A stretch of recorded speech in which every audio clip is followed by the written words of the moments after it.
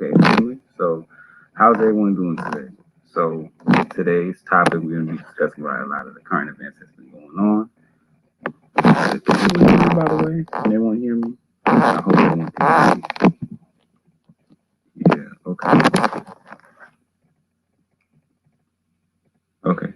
Excuse me for a second. Let me check. Let me see if I can hear myself. So, let's see this real fast.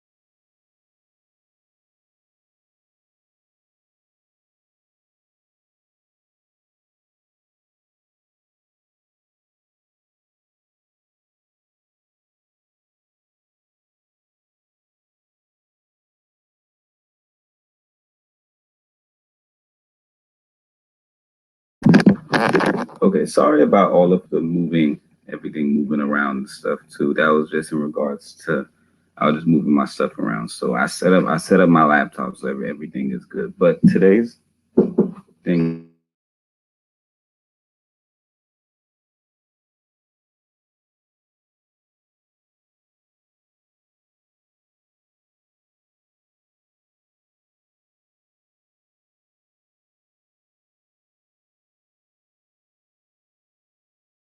is going to be discussing about so anyway, so today's discussion, I'm gonna have organic the Blade Runner on soon. He's gonna get on. I sent him the link to StreamYards. And anybody else who wants to tap in and join, go right ahead.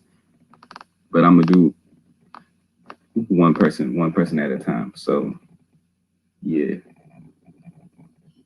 But we're gonna be discussing today about gangs coding up, and then we'll also be discussing about as well in regards to just everyone in general, the protests, the rioting, the infiltrators in the riots, like undercover police, and also protesters too in regards to George Floyd. Rest in peace, George Floyd. You'll be missed. You'll be missed. And that was very unfortunate what happened to you. And those police need to be in the death penalty. That's facts. So yeah, man, it's messed up. So, anyways, can everybody hear me by the way, or no? A system. Hold on, I'm listening to something real fast.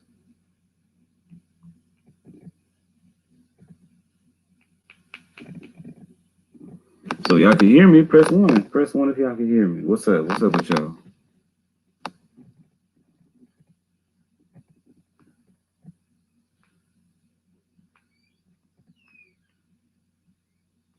Nobody can hear me.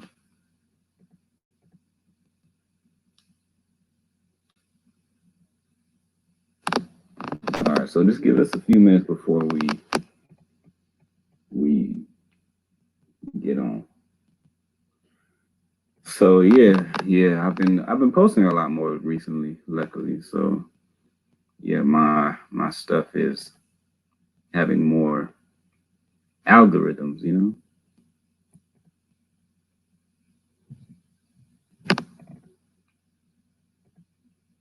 So yeah.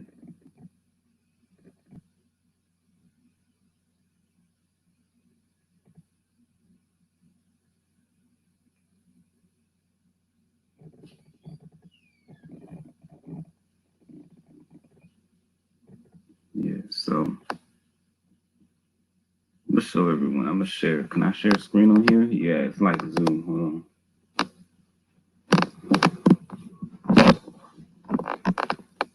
So hold on. Let me put up my shit real fast. Let me see what's up.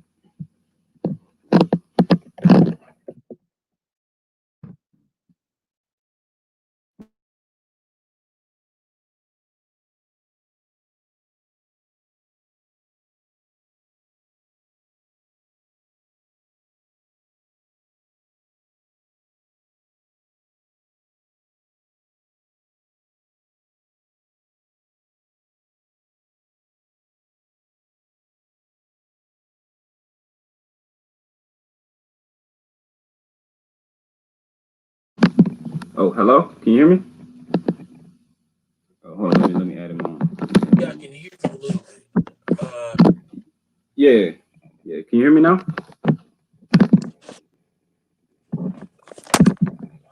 But I can't hear you out of my. I can't hear you out of my microphone. Oh, I mean, not my hold on. microphone, my earphones. Hold on. Oh, Let me sign out and then sign back in. Okay. okay. No worries, man. No worries. Yeah, sorry about that, everyone. We're just technical difficulties. It's all good though. Let me just make sure that everything's going.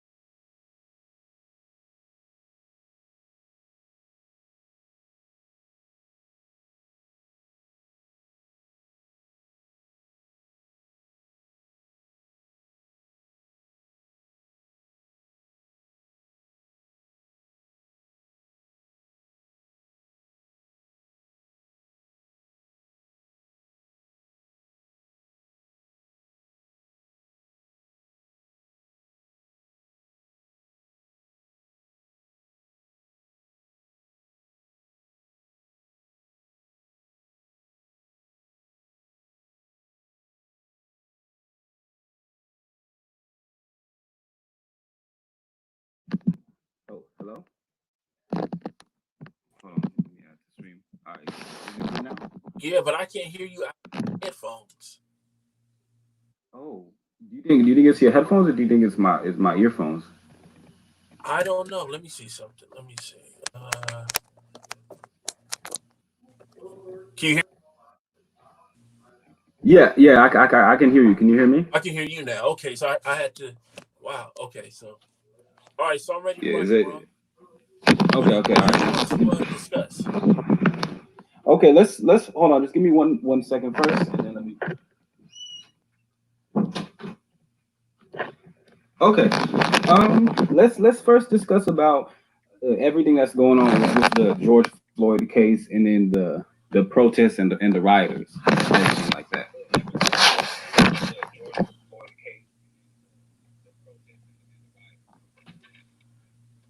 Could you hear that? Yeah, I can hear you. One second. Let me get the.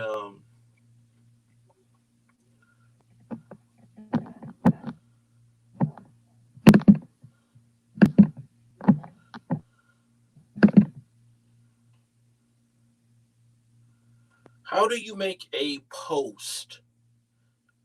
Let me see. How do I make a host? Wait. You said how do I make a host? A post, How do you make a a host? community post. Oh, yeah. Just share it. Just share it, and then create a post by just use a link share, and then send it to your post. Hold on, let me. I'll do it. I'll post it on my community Hold board, on. Let me and see. then Hold on. Let me and see. then and then you send it from. Yeah. Hold on. I'm gonna send it to my community board. Oh no, I got it. Here it is. Okay, I got it.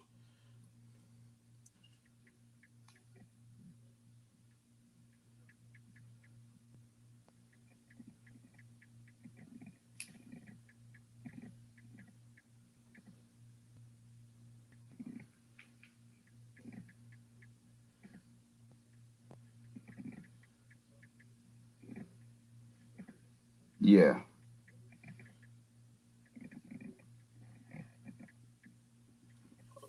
Can you hear me clear? Yeah. I could hear you clear. I could All hear you right. clear. I could hear you clear.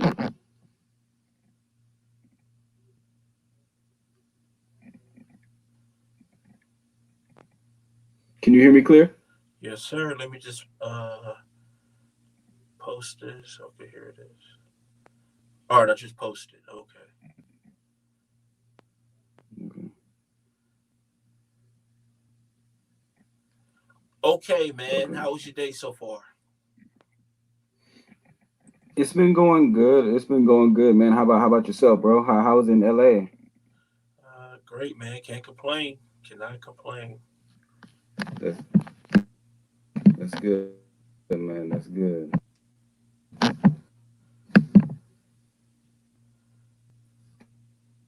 That's good. Did you see any of the protests over there in LA? No, I didn't see any. I just viewed it from my iPad.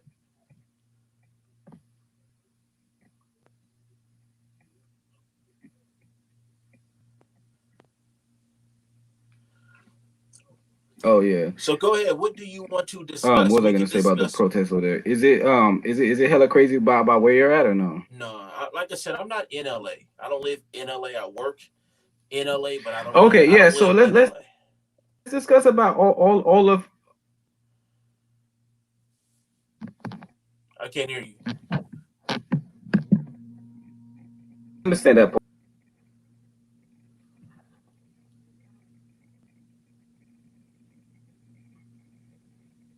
Okay, can you hear me now? Yes, I can hear you. What did you say? No, I was saying was that in regards to everything that's going on, what you think about all of the gangs that are coding up, man, like the Latin Kings and all of them. What do I think about it? Meaning, like, Yeah, well, again, it's being. like do you see black do you feel like black gangs are gonna do the same thing or no? I don't know, but it's about resources right now. The resource game. So people are protecting their resources. Everything isn't racist. Okay, now if people Yeah, do things to you because of your skin color, then yeah, but it's the resource game. Everyone has to have their own shit. yeah, But this also goes to show that black people share with everybody, but when it's time to give black people a hand, everyone shuts their door in yes, black people's face. And they have to take a situation, a crisis like this, where black people could see this, but I still don't think it registered. thank you.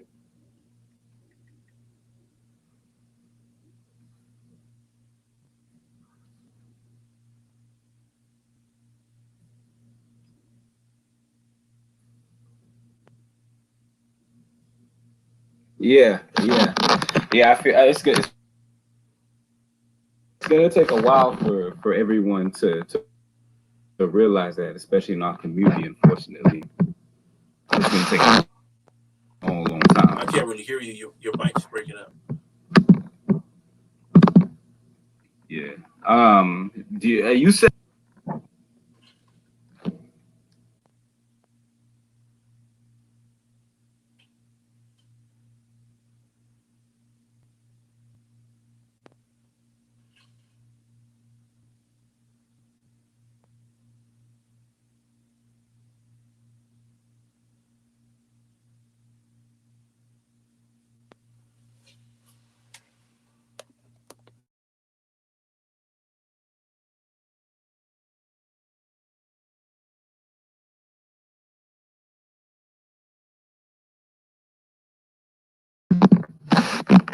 okay. Can everyone hear me now? My God, that was crazy. I don't know what the hell's going on. Hold on. Let me plug in my laptop charger. Hold on.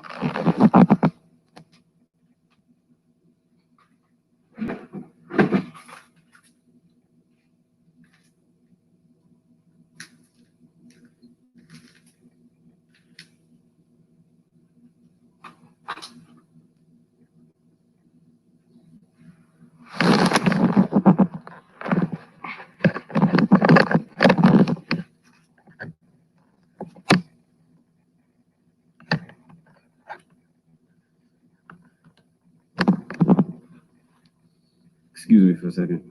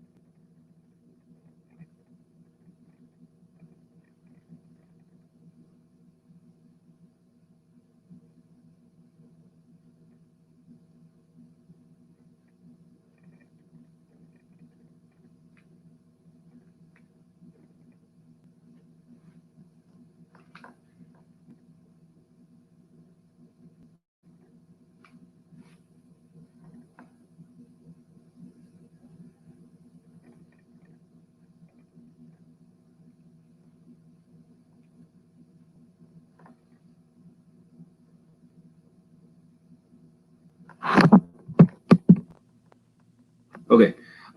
Hey, can you hear me, man? Yeah, what's going on with your end? Hello? Yeah, what's going on with your end? It's Huh? Oh, yeah, hello. yeah, no, no. Yeah, no. So sorry about that, man. I think my shit was tripping. Is everything good now? I hear you, Okay, good, good, good, good. but go ahead. Let's rock and All right. roll. So, okay. What I was saying was that in regards to everything that's going on, have you realized how like with every group and stuff too, during these protests, there's not a lot of infiltrators, but when it comes to us, there's a lot of infiltrators. Have you realized that, or everyone comes to like infiltrate us? Have you realized that? Yeah, I have. Like they seek opportunity during our Yeah, events. because they know you're not organized. They know you're not organized. Yeah. How do you think we should stop that from happening in the future? You have to create a A generation like myself to organize. Yeah, you have to Yeah. create a code. You have to create some type of organization, a group, label it.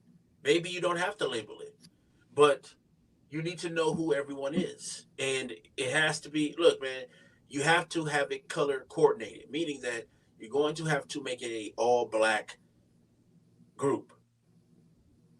You get what I'm Yes. saying? You can't have outsiders and others. That's one way you Yes. go about it. And another way, it has to be grassroots. It has to have a solid foundation, a origin. That's how you do that. You're not gonna you're Yes. not No. gonna Absolutely. you're not gonna get anything done with all of these other people. I mean, look at the riots. Look at the looting. It's not just black people. It's white people. It's Hispanic people that's coming Everyone. in posing like they're there for George Floyd, but they're not. They're there to rob and loot. Yeah. Yeah. Yeah. That it's the same thing. What happened with the L.A. riots too? Remember when? I mean, I'm sure you remembered it because you were a kid when that happened, right? Right. Yeah. And then you saw like it was like black people protesting in the beginning, and then everybody else taking advantage of that shit, Correct. and then everybody looted and robbed. That's how it always is. That's why you have to have leadership.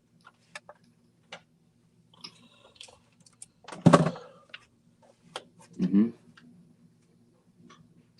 Yes, absolutely,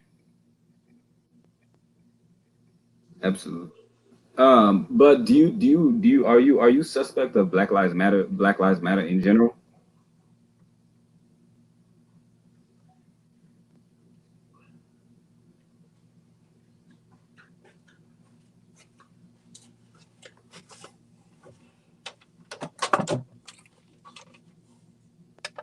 Go ahead. Yeah, Hello. go ahead. Oh, I said, are you suspect of Black Lives Matter's Yeah, of intentions in course. general? They already been outed of being a George Soros funded Yeah. group.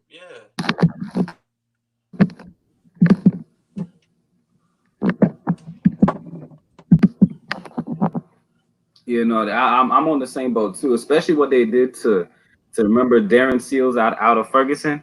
Uh huh. Yeah. Remember the You have to founder of find. Black Lives Matter, what they did to him? Yeah, and how he ended up missing and he's dead now. Right. Right.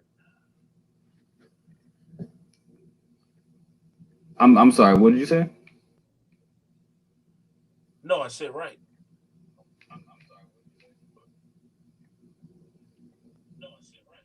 In regards to everything else. But do you think that these cops are gonna get the death penalty or ended up getting Nah, or do you think they're gonna be you know what? they'll just get some time. I don't know how much, Yeah, but they're not gonna get the death penalty. yeah, no, I feel you. Same here. Do you think that they're gonna end up getting do you think they'll be able to be a police officer again? Do you think they might in like another city or something? Oh no, they're done. They're done? Yeah, they're done. Yeah, no, absolutely. Absolutely, man. Um But and you were saying something interesting on one of your videos yesterday. I forgot exactly what it was, but it was in regards to how in LA, how you said that everybody was mingling together because of money, but now that since everybody is out of work or not doing anything anymore, everybody is slowly separating. You said you've been seeing that a lot. Well, and I mean, we all been seeing it. Just look what's going on. Now you have a lot of race issues now,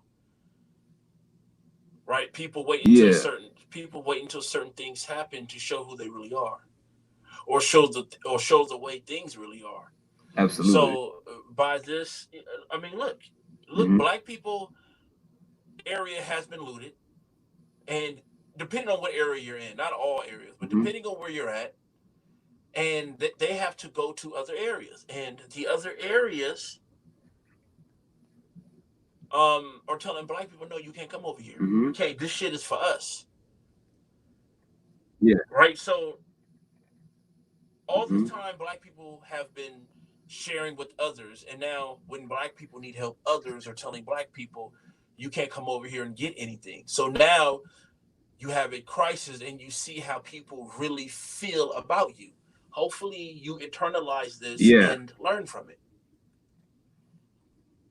Yeah.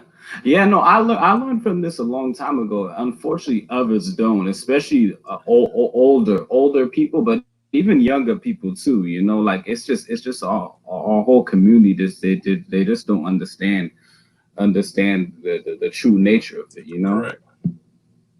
they think everybody's their friend. You know, like now I know some people were complaining about. Do you remember the Vincent James or whatever that alt right dude? No, what about them? The white, but yeah, no, because he's been saying he's been being acting more tribal and trying to like put an agenda out on black people more and more, and everybody's surprised and stuff. But I was saying this was bound to happen though, you know. Right, He was just trying to hide it for a long time, but now that's how he truly feels. right, right. Yeah. But do you think that we're gonna survive after this or no? What do you mean What is your prediction on the future? of this country? Like, do you think that after everything is finished out with this? Yeah, yeah, yeah. What is the question you're asking me? Hmm? What are you asking me? I'm trying to Okay, understand. okay. What The is question I was asking you okay? is what do you think about the future of the country? The future of this country. This Yeah, yeah, country's no, no, done. my bad, bro. No, I was saying was what do you? Yeah, yeah, yeah. No, absolutely, man. And what do you think about Black America in general, or Black people in general in the United States? Like, do you think we're done, or do you think that we're Yeah, like, because you haven't. Yeah, how do you because feel about us? can you Do you hear think me? we're gonna end up being? Can you hear me? Yes, yes, I can hear you, man. I can hear you. Okay, so this country is done. Yes, yes, yes, I can hear you. Okay, this country is done. When you look at the COVID-19 pandemic, you look at the poverty we already had, you look at the 40 million Americans that filed for unemployment. I'm pretty sure that 45 or 50 million now because of all of these riots, and people don't have any Yeah, work. You have a rising yeah. country like China.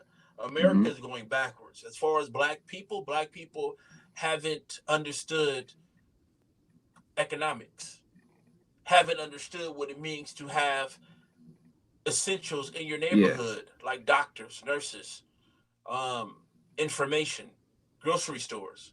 Because when all of your shit has been looted, you have to go out to get stuff. And when you go out, those people don't want you in their neighborhood because you did not keep your neighborhood afloat. That's why I've been big on this no looting, no rioting. There's a lot of black people that feel like, oh, well, but when everything is said and done and everyone goes back to their respected corners, then if you don't have any grocery stores to go to because you looted them all, you burned them down, You have to think like that. You can't just think with emotion. You have to be able to think with logic and separate your emotions from what's going on. Yeah, emotionally you may feel a certain way, but logically you cannot react on your emotions because you may regret it. Yes. Yes, no, absolutely. You're right. Because like when everything's said and done, we have to end up migrating to these cities or these suburbs and stuff too. And then half these times we're gonna get killed and stuff too. So it's better just to focus on ourselves and then say fuck everybody else to some degree, and then build with each other, and then make sure we know who gets in and out of our community. Because how do you realize in other communities, they know exactly who lives there, who does what, who is who, who has lived here the longest, who has lived here the shortest, and stuff like that. You know? Right, right. Yeah. And Do you go ahead. go go ahead, man? What are you gonna say? Go ahead. No. Go ahead, man. I didn't mean to cut you off. I You didn't mean didn't to cut cut me you off. off. Go Go ahead, ahead. bro. You didn't cut me off. No, because you were about to say something. It's okay. Go ahead.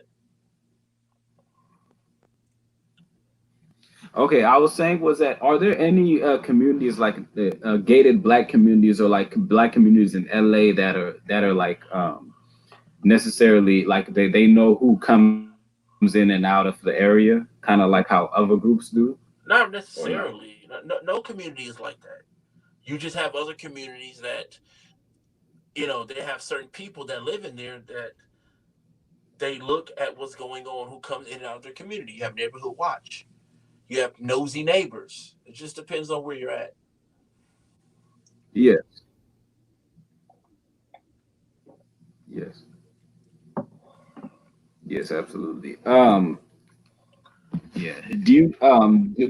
But do you blame like other groups for being nosy, like the way, or no? Like, what do you think about like nosy people from other groups who are just nosy with their neighborhood? Do you think they're doing that out of protection, or do you think they do that just out of spite? Out of protection and out of spite, but I don't think Like people. the Karens and all the people like that. Yeah, but only if black people start doing that. Y'all, black people don't do that at all. Start doing to them what they do to you. This nice guy way of doing things, that's out the window. Yeah, You too Black people are too nice to these people and mean to each other. absolutely, absolutely. Absolutely. Yeah, no, that's another thing which is hypocritical because we judge each other so much, but yet when other groups come in, we don't judge them at all, which is a weird concept I never understood, you know? Right. Like you even see the comments online too when they call us coons, and just because we have a different mindset, or like just the way these a lot of some black trolls, like they attack each other, but they've never went after Colin Flaherty, JB Gunner, or Vincent James. Yeah, that's true. You follow what I mean? Yeah, I follow you.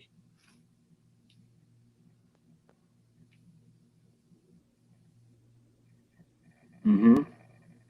um but do you think that overall, like all of black yeah.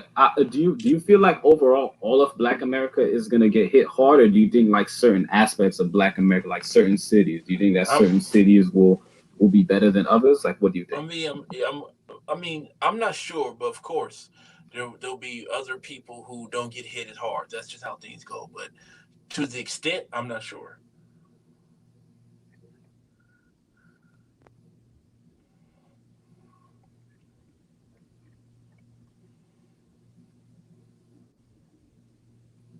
Yeah.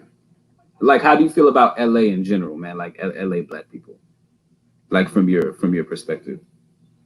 Like, what do you mean?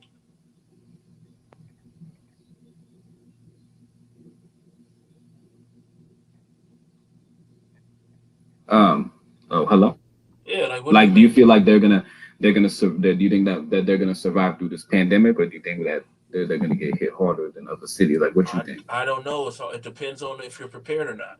That's where it boils down to. Like, okay, since everybody's getting tribal, since all of this thing, all of these protests, all of these rioting happen, do you think that?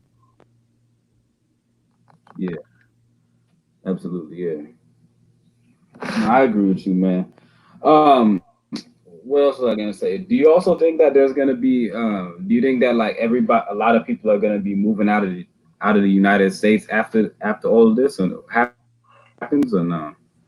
I'm not sure. I like that stuff. I don't know. I'm not sure. Like, in your opinion, would you want to stay in the United States after everything is? I wouldn't mind getting out of it. Yeah, no, I feel you on I that, wouldn't man. mind getting out of the U.S. Yeah, because I remember you were saying that to create international alliances or internet. Correct. Yeah, no, me neither, man. I wouldn't mind either. Where would you move to if you had the opportunity? I'll probably move somewhere in Africa. Yeah. No, I said where would you move to? Somewhere in Africa.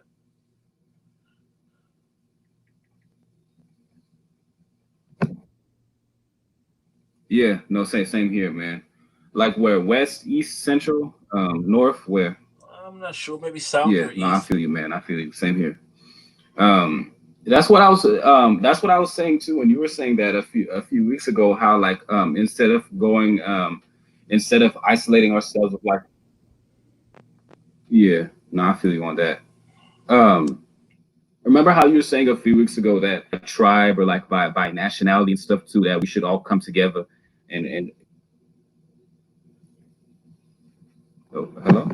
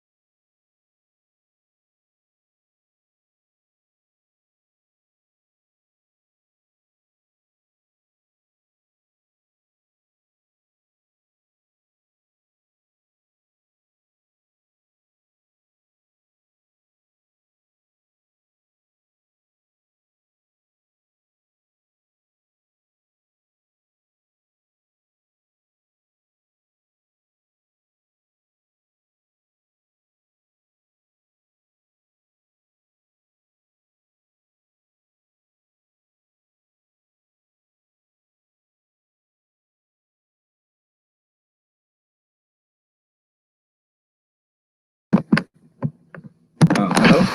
Can everybody hear me or what's going on? I'm sorry everyone out this thing. Yeah, no, sorry about it. Um,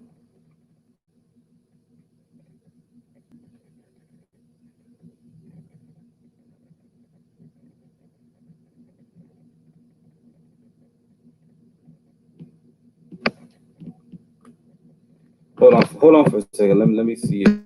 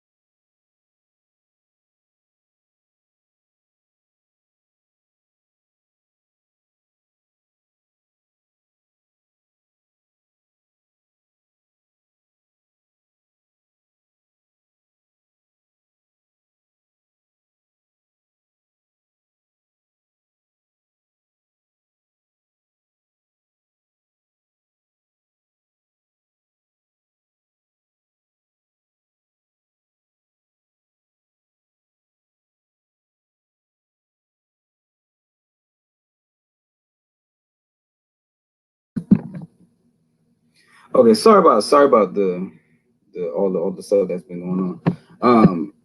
I don't hold on. Let me see what other people say. I don't think this is about racism anymore. It's a larger, more systematic problem.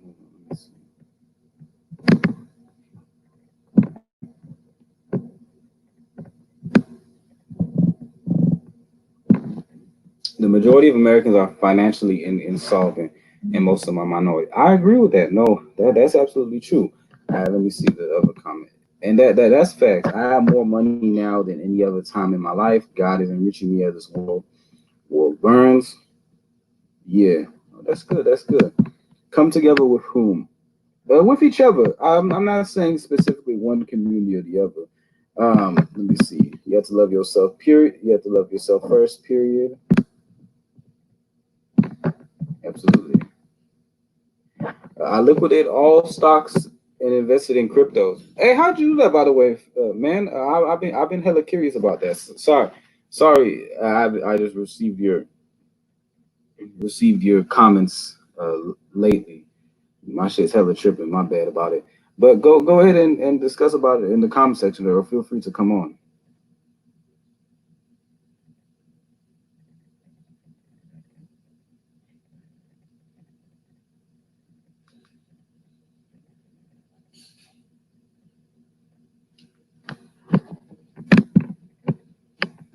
Smart, absolutely. Oh, thank you, Harley Quinn. I appreciate that. Smart, 100%. Yeah, that's true. He is. Anyone who doesn't think racism is dead is a coin of this realm will end up dead. I only care about my people. Absolutely. And that's nothing wrong with that, to be honest. Everybody is the same way. Like everybody gets mad at us because saying, "Oh yeah, I care about my own people," but it's like it is what it is. Like we got to protect each other. Like it's not anything bad. It's not anything. It's just human nature. Like everybody gets tribal. Ironically, the ironic part is we were. I guess maybe we weren't necessarily taught that. I just or maybe we just never. I don't know. But yeah, I guess as a whole, we don't get it, you know. Unfortunately,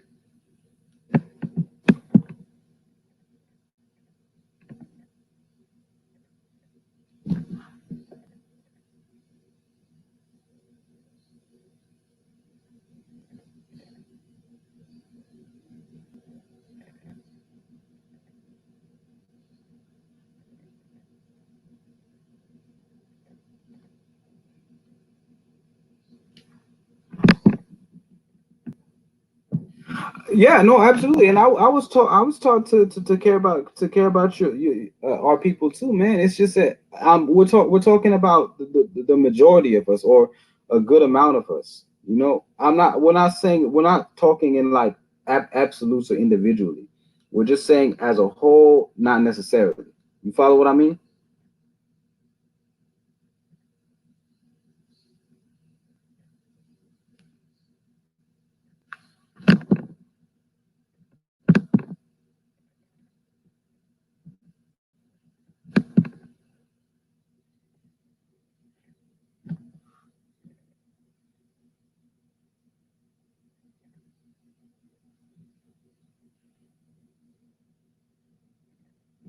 I find it impossible to care about anybody who doesn't look like me. Hey, and I agree with that to some degree. And a lot, I feel like everybody's like that, regardless of what they say. I feel like deep down psychologically, everybody is like that. Um, I feel like some people just don't want to admit that because of political correctness. But I feel like everybody to some degree is like that. Um, Hey man, do you want to Captain Marvel? You trying to get on it a little bit, maybe, or no? Like, how do you feel about getting on the live streams?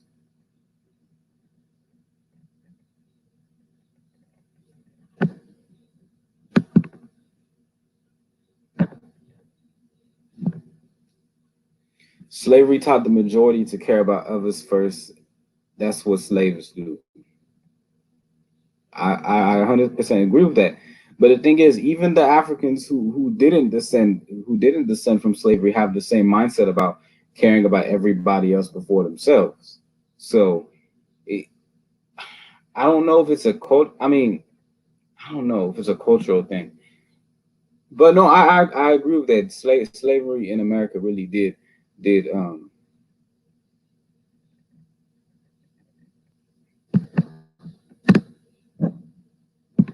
I agree with you, family. I agree with you.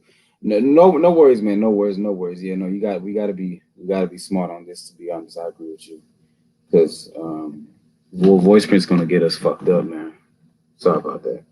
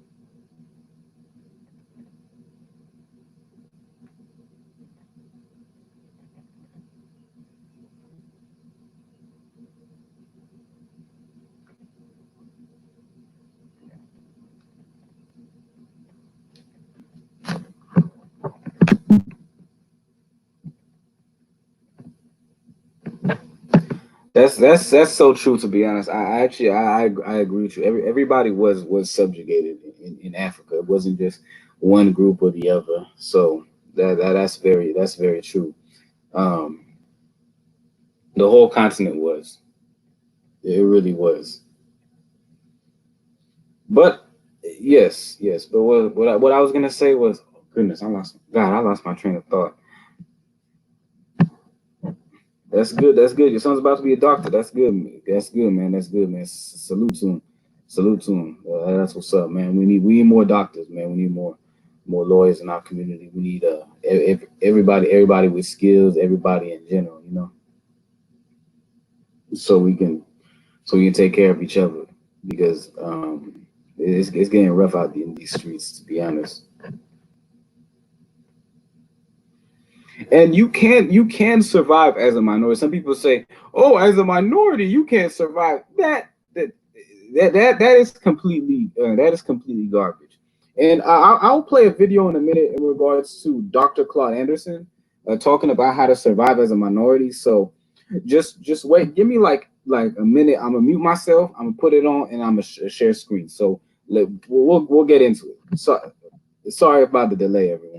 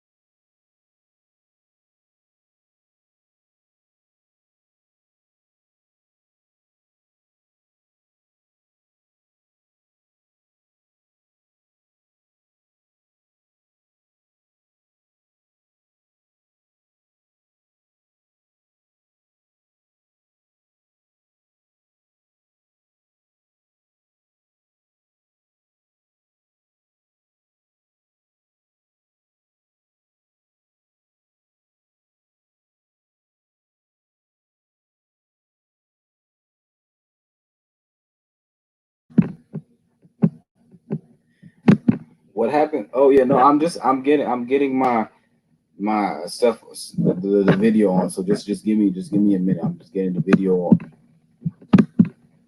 I'm getting the video on. So just give me a minute, and then I'm gonna show everyone on about um, black economics. So just give me 1 minute. Sorry about the wait. Hold on.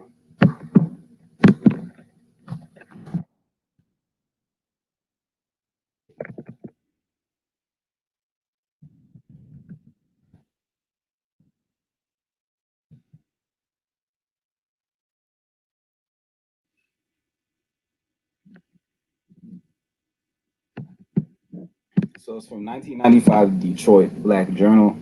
This is really good. So just give me 1 minute. I'm gonna set it up, and then we're gonna be discussing about it. That's the right one.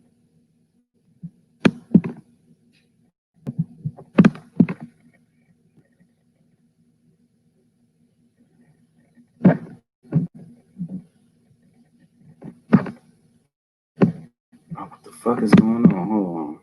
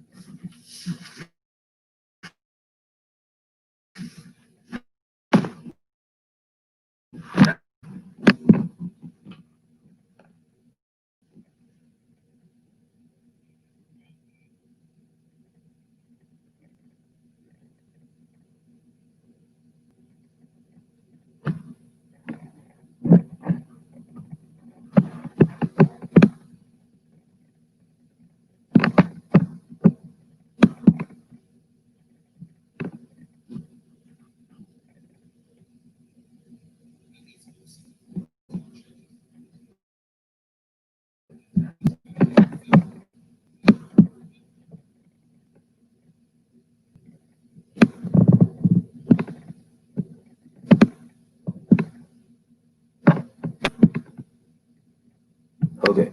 So I'm gonna play. I'm gonna play right now. Let me just. Oh, what the fuck is going on with the damn internet, man? Shit. Okay. Hold on, let me just refresh this.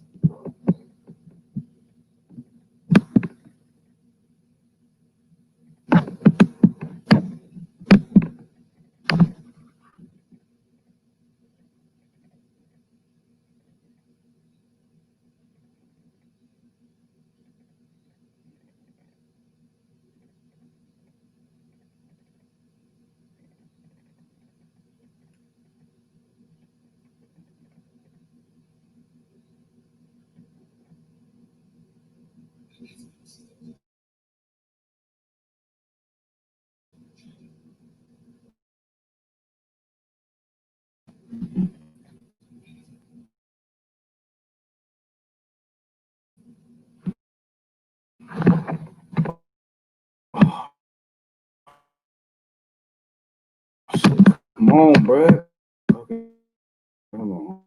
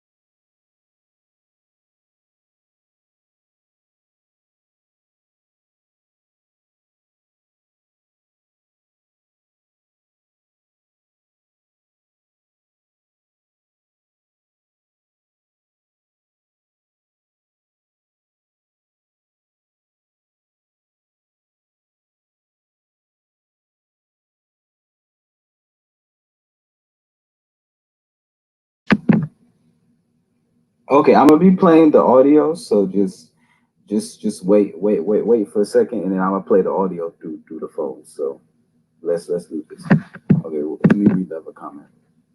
Captain Marvel. Riots did in 4 days what couldn't be done in 400 years. Think about the fact. No, that's facts, bro. That's some facts. Like like like half the like we didn't even do a fraction or even 1% of the shit they did to us. They did to us, fam. So yeah, I hate one day they start like getting mad and shit talking about the riots, the riots and stuff like that. Like okay, well shit. I mean, and they get mad at us. Well, they get mad at us for working together and stuff with each other, and then they get mad at us for. I was like, then you just hate us in general. So fuck them. That's what I say. Fuck them. They can eat a dick. The book, Black Labor, White Wealth, has taken Black America by storm. Tonight, Dr. Claude Anderson revisits the issues surrounding the controversial book. Welcome to Detroit Black Journal. I'm Daryl Wood. On this edition of the Journal, Dr. Claude Anderson provides solutions to make Black America economically competitive as a group. That's straight ahead on Detroit Black Journal.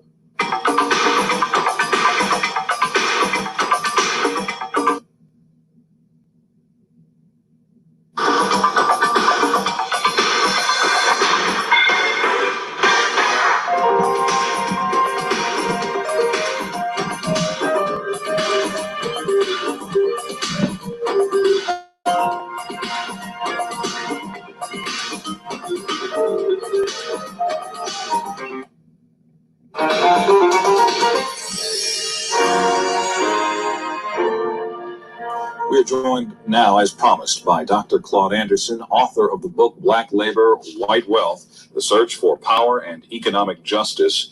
And Dr. Anderson, I'd like...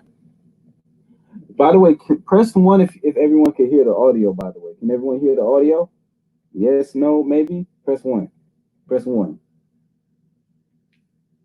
Hold on, let me see.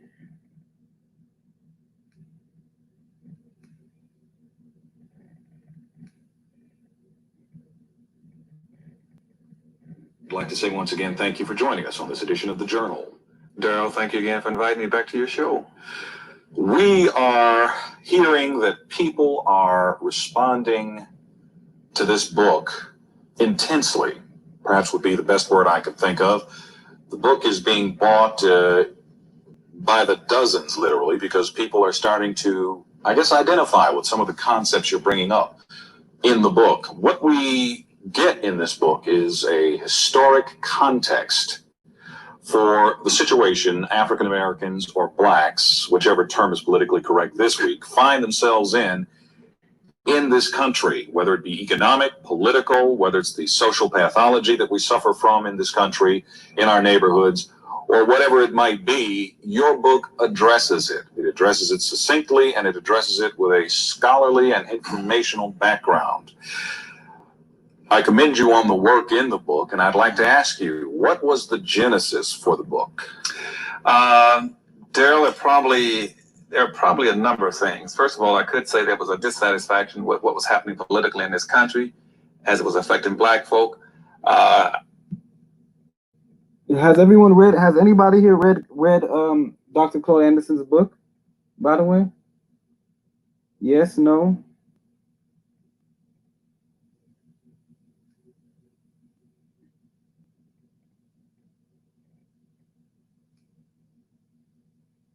Press one if y'all could hear me. Hold on, let me see. In the country I live, they started demonstrating too, so this really hit worldwide, but the whites deflect to the max over here. So to win this upcoming war, we really need to stay tight as black men. I absolutely agree, because we're really attacked from all sides. We really have no friends. Some people say, "Oh, the Democrats are your friends and stuff." No. And same with Republicans too. Like they can all go to hell, to be honest. But someone here just has read the book, correct?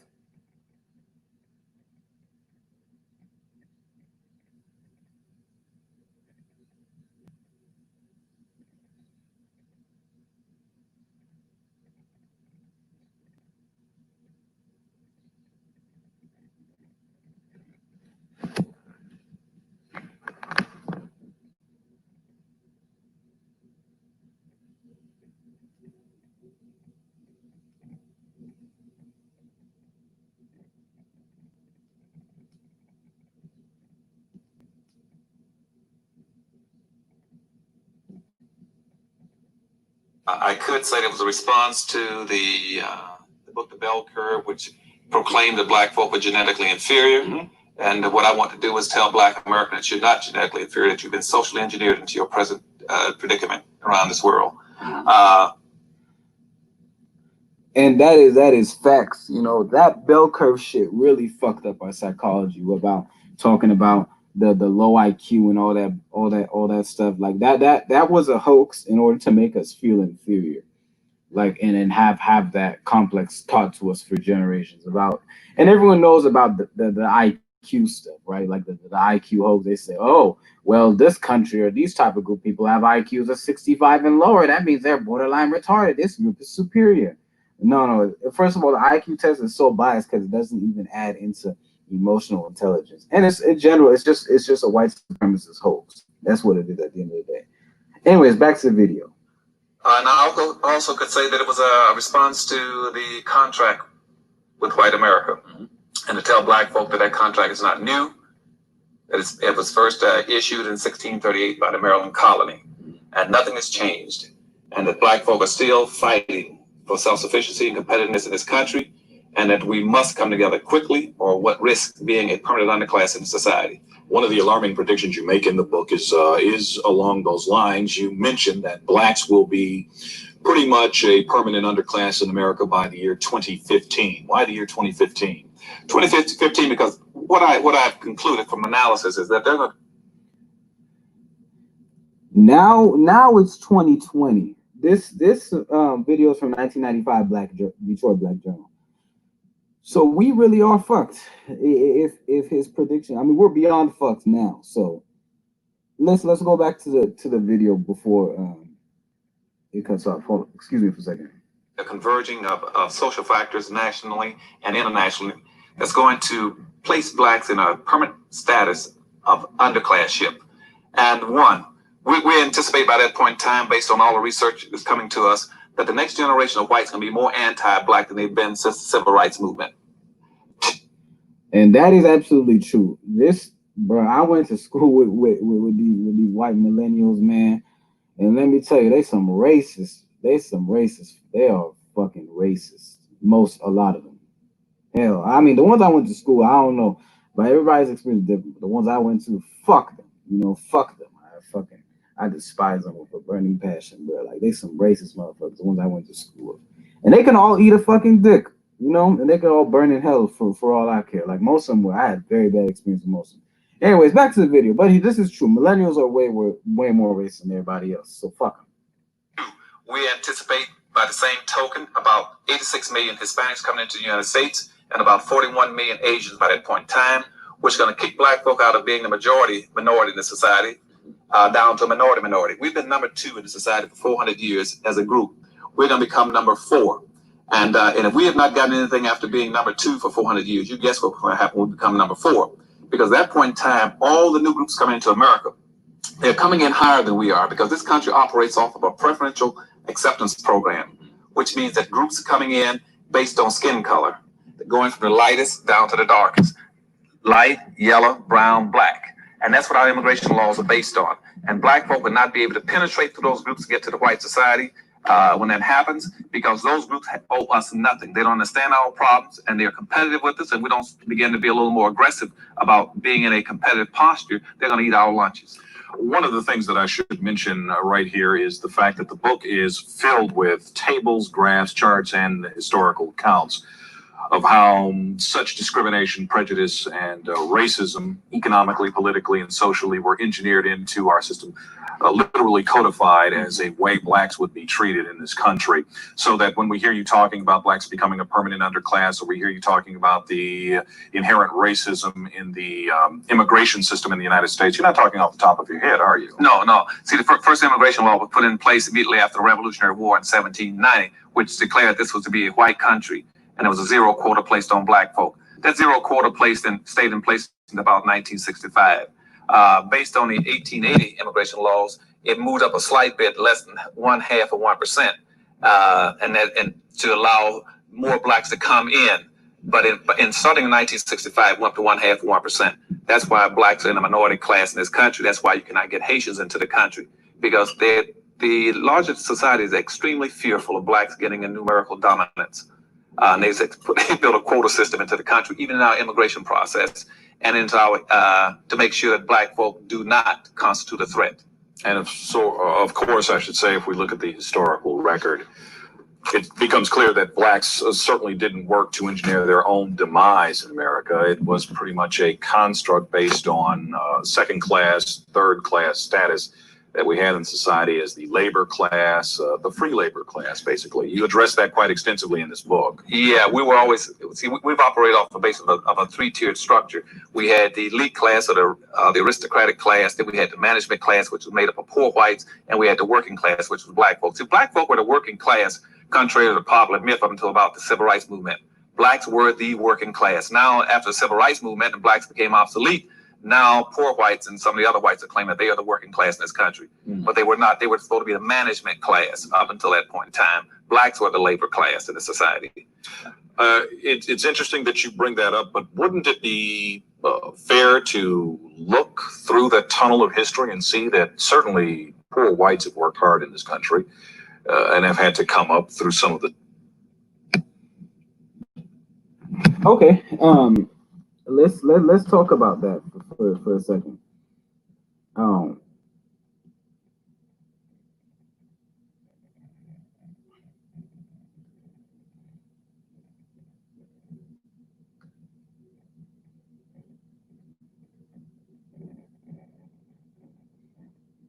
Yes, I mean, okay, there is, yes, some poor whites have worked, but not to the same degree as blacks in America. I mean, that's such a disingenuous, so damn cringe what he's saying. Like, because he knows better.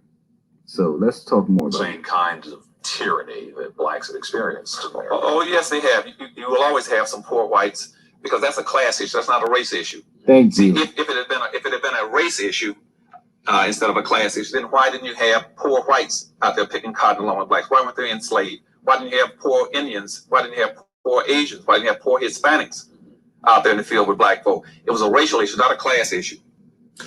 When you take a look at what's wrong, and certainly the book does cover a lot of what's wrong with Black America, is it fair to say that at this time in our history, economically speaking, that blacks can, as we have been told to, pull ourselves up by our own bootstraps? Yes, you can. With what you do have, you don't have very much of anything. The wealth and power and resources in this society have been frozen since 1790. It has not changed barely one iota. Okay, that's for instance, let's go back to 1860. On the eve of the Civil War, 5% of the American population, the white population, controlled 24.6% of the wealth in the country. Now, after a Civil War, World War I, World War II, a Depression, Korean War, Vietnam War, and the Civil Rights Movement, it went up 1 point. Okay, so then it's 24 point something like 6. Okay, now at the same time, on the eve of the Civil War, black folk at that time had 1% of the wealth. Black folk now, after that same point in time, all those social turmoils and international upheavals, black folk now up to a little less than 1% still. That means we moved up less than 1/2 after all that turmoil in the world. And so that's the wealth issue. is frozen in this society. That the wealth is frozen, and people don't understand that. And that's where the problem is. The wealth is frozen, and we need solutions fast. So he's gonna discuss about the solutions, and I actually agree with damn near everything he said. Everything, to be honest. If you don't agree with him, then it's your personal problem because he's spitting facts. So let's go into this audio clip. Excuse me for a second.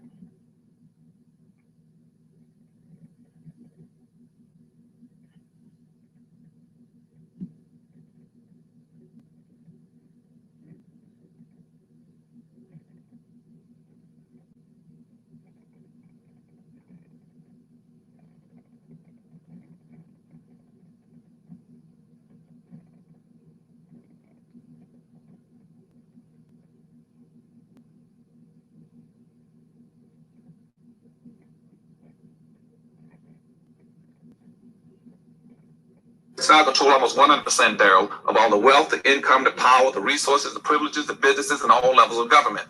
Black folk do not have the sufficient wherewithal to be able to manage their lives and compete. Now, contrary to what anybody tells you, we cannot compete because we don't have it. It's not a question of that we are genetically inferior or inferior as human beings. It's that you do not have the appropriate tools and devices and controls and mechanisms to be able to compete with other groups. But certainly we can look and see in this society where blacks are matriculated economically, educationally, politically. There's some advancement. Oh, yes, most definitely there's some, because there's always going to be an exception to the rule. I mean, I've heard people ask me on different shows, the Dr. Hanson, things are that bad for black folk. Well, how do you explain Bill Cosby and Oprah and Michael Jackson and Michael Jordan? What does that mean? What it means is that white racism is not perfect. That's what it means. Thank you. That's true. People don't realize that. People say they always try to, and also, I mean, in regards to that too, they're very talented people. That's what it is, you know. And that doesn't mean other people aren't talented. It means that there are exceptions to the rule. And people, I think people don't understand from general to individual that it's very different, you know. People have to be honest with themselves, but they're trying to be disingenuous purposely. Back to the video.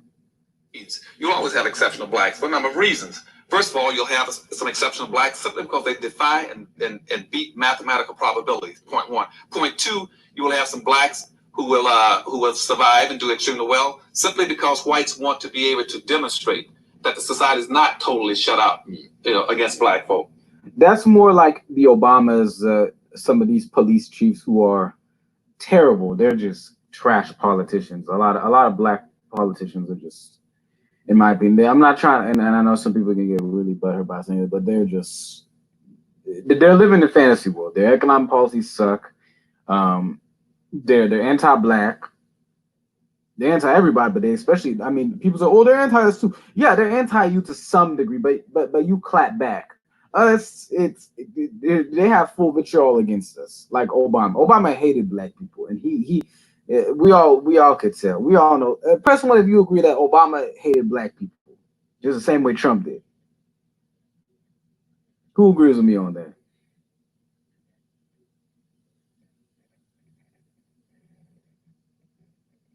One, two. I know there's two people watching. Come on, fam. All right, let's go back into this. Locked up against black folk.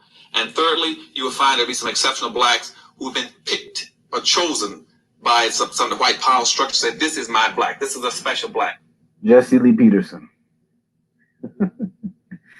that is Jesse Lee Peterson. Oh, thank you. I appreciate that, Harley Quinn. Okay, I see you, Harley Quinn. Pressing one. Thank you. I appreciate that. Thank you. At least somebody agrees with me. I was scared for a second. I thought I was gonna be like a martyr right now and gonna get executed. Anyway, so excuse me for a second. Actually, I need to let me send another link out to see if.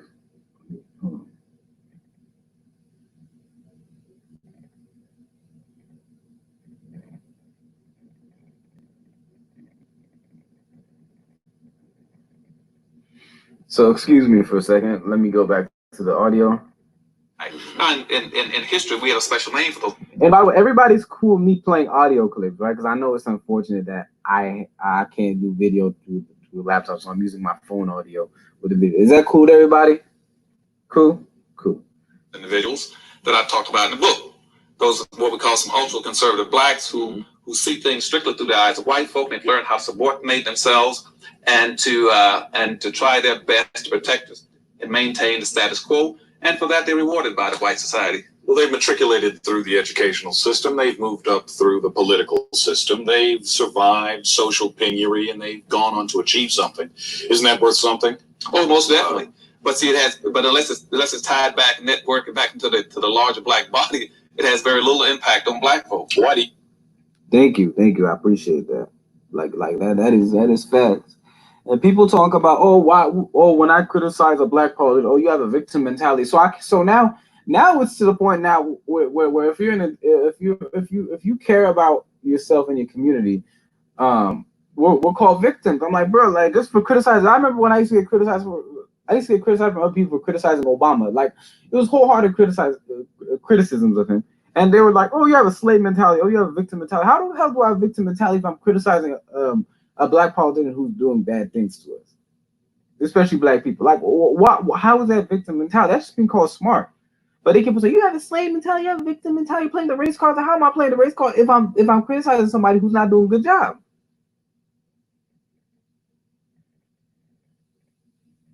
This is a point which I really don't like about people. They're so disingenuous. They're just trying to shut you up, and they're getting a kick out of it too. They're like, he thinks he's better. He thinks he's better.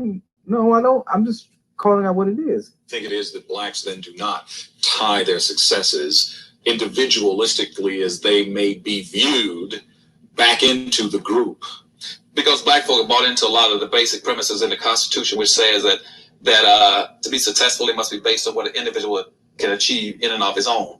That is not true. At the same time, black folk were being subjected as a group in this country when the Constitution was being drafted and implemented and approved. You had something like about 3 million black folk who were subjected to slavery. So, and see, whites have never as a group. I think it's more than that, to be honest. I think it's like 5 million because of the 3/5 compromise. Let's keep it above. We all know about the 3/5 compromise, correct? But yes, let's go back on. Salute to him, by the way. Been enslaved in this nation, so they had a right to be able to go out and experiment and achieve, and as far as their God-given rights were given. And but see, racism means race. It comes from the word group, and blacks are still perceived as a group in this country. We went into racism, we went into slavery as a group. We went into Jim Crowism as a group. We can only come out as a group, and individualism has no significance unless it's not tied back into trying to help that group come out of that deplorable condition. Then, because we just don't have enough time to address everything that I would like you to address, if we take a look at a few points and just summarily talk about them. For instance, what's wrong with blacks politically in America, and why haven't we made more strides? Because for a number of reasons. First of all, because we still tend to think that partisanship is important to black folk, but whites do not place as much importance on political partisanship as we do. See, when black folk did not belong to any party, they were independent, they were enslaved. From 1618 up until 1866, blacks were slaves. They didn't belong to any party, and they got slavery out of it. From 1866 to 1936, about 96% of all the blacks in the United States belonged to the Republican Party. What they got was Jim Crowism out of it. From 1936 up to 1996, almost 97% of all the blacks in the United States belong to the Democratic Party. What they've gotten is benign neglect. So partisanship is not the issue. Benign neglect is the worst thing that happened, because it pretty much says, yeah, you're part of America. You're an American. You get American constitutional rights, but we're just not gonna give a fuck about you. We're gonna reject you by every means of society, especially economically, socially, and politically, and also infrastructure-wise too. That's what benign neglect is. It fucked over a lot of black people, pretty much everybody in the black community, bro. Like it was terrible. Issue that black folk have never had an effective strategy for dealing with white racism in this country. That's the issue. And we have never sat down and say, how do we go about dealing with structural racism? If we are the only planned minority in the country, as I just indicated to you a few minutes ago that we were planned into it by a public policy, which says that the quote on black folk is zero. You're not going to have anybody going abroad, bringing black folk through refugee programs into the United States from Somalia or Ethiopia or from Haiti. You're not going to do it because they're fearful of blacks. There's a quote on blacks in this country. That is true, because they were so furious because it's ironic too. They let the white Cubans in. The white Cubans, not even the Afro, the indigenous Cubans, ironically, but they won't let Haitians in through a boat lift or the wet foot, dry foot, like they would the Cubans. So Cubans were allowed to come in, Haitians were not. Mexicans were not allowed to come in too, illegally the way Cubans did. Ironically, even though a lot of parts of Mexico belong to California and Arizona and Texas and New Mexico were part of Mexico. It is fucking hypocritical, but that's because the white Cubans came in, like the Spanish. I had beef a few weeks ago with a white Cuban too on Instagram. We went back and forth. Dude blocked me though. He's a straight bitch though. He's straight. He's straight. I shouldn't say bitch. He's a straight simp. That's what he is. Because I don't want to sound like I'm like being sexist or something. So yeah, it's all good though. But yeah, fuck that motherfucker. Fuck that little racist. That little, he got that accent. He was born in Cuba too. This racist motherfucker. Oh man, he into that banger though. I ain't gonna lie. I'll show you who he is. Punk ass motherfucker. Anyway, sorry about that. He was a racist fuck. So we have never sat down and said, how do we win as a minority? You can win as a minority population if you learn and find out how it's been done in the past. Jews are a minority religious group, but they do win. The National Rifle Association is a minority social civic group, but they do win. The wealthy elite in this country is a minority group, but they do win. When will people don't realize that too? There's not a lot of wealthy people in America at all. At all. There's not a lot. Only a handful of wealthy people, but they're doing very well for themselves, and you can win as a very small minority like that. So yeah. Sit down and strategize. How do we win as a minority? And I guess perhaps the more operative word in that sentence might be, how do we win as a group? That's right, as a minority group. Now, do blacks have to act in concert? Then is what you're saying. Blacks have to act in concert if they are going to stave off becoming a permanent underclass. That's right, because that's how you perceive. You must deal with the realities of life. You are perceived as a group, and you must act like a group. You must do everything in block. You must practice group economics. You must practice group politics. For instance, in politics, what I would tell blacks to do is just the opposite of what everyone else is telling them. Never divide yourself. Anything that divides you weakens you. You live in a society where the social premise is that the majority wins and the minority loses. Okay? Now, never divide yourself along political lines. Stay as a block. If necessary, go independent. Do not split yourself up among the Democratic Party, the Republican Party, and Independent Party. You're weaker now than you ever were. Vote as a block. Go out right now and register any and every black that can vote. Then pull yourself out of every party and hold yourself above both the national parties and say, I don't care who runs for office. We will deliver our vote as a block to whoever makes the greatest promise to black folk and deliver for us. That's who we'll vote for. And that is so true. Like, we don't want someone that is so shady and fake where they just do shit just for themselves, or they just use us to pimp us out, like the Democrats and many Republicans. Like, we have to get somebody that legitimately gives a rat's ass about us. You know, that's the thing too. And you got to negotiate with the politicians too. Just don't give them your vote. Be like, hey, if you don't do A, B, and C, D, the agenda, then you're not gonna get our vote at all, and you can go to hell. Relatively speaking, I don't want them to burn in hell, but you get what I mean. It's the same. Don't get offended. And we will not tell you who we're going to vote for until the day of the election. So you actually exercise some leverage. That's right, and you demand respect, and that's the point in time they'll watch you and they give some credence. Thank you, demanding respect, which I've been saying for the longest. Demand respect from these guys or these people in office. To the effects of your vote, and more importantly, you should also create an independent party in this country for black folk, so that whenever if Ross Perot, if he runs, Ross Perot, he's trying to do that. Well, if Ross Perot runs, you're gonna find the greatest move in this country to the independent parties. If a person runs for the Democratic Party, Republican Party, Ross Perot runs, you got a three-way split. Run a black candidate in the independent party, and that way try to take the election with 26% of the vote. Like a Jamu Baraka with the Green Party, third party, which I voted for in 2016 with Jill Stein. So they're cool. I love them. They're cool. They knew what's up. Demand respect from people. Whether or not you win or lose is not the point. Get your issues out there, support your own issues, and support your people as a group. Educationally, where are we missing it then? If part of the problem is blacks not being able to have political power and certainly not being able to have economic power, then part of that equation has something to do with what's happening to us educationally in this country. Where are we missing it, and where do blacks have to go to get it? We're missing it educationally because we've never sat down and discussed the historical relationship between us and the educational system in this country. Remember, the educational system was designed on a public policy that's gone in a complete circle, 360 degrees. First of all, we were denied education. Then we moved from a denied educational basis to desegregated education prior to the Civil War. Then we moved after Civil War into segregated education.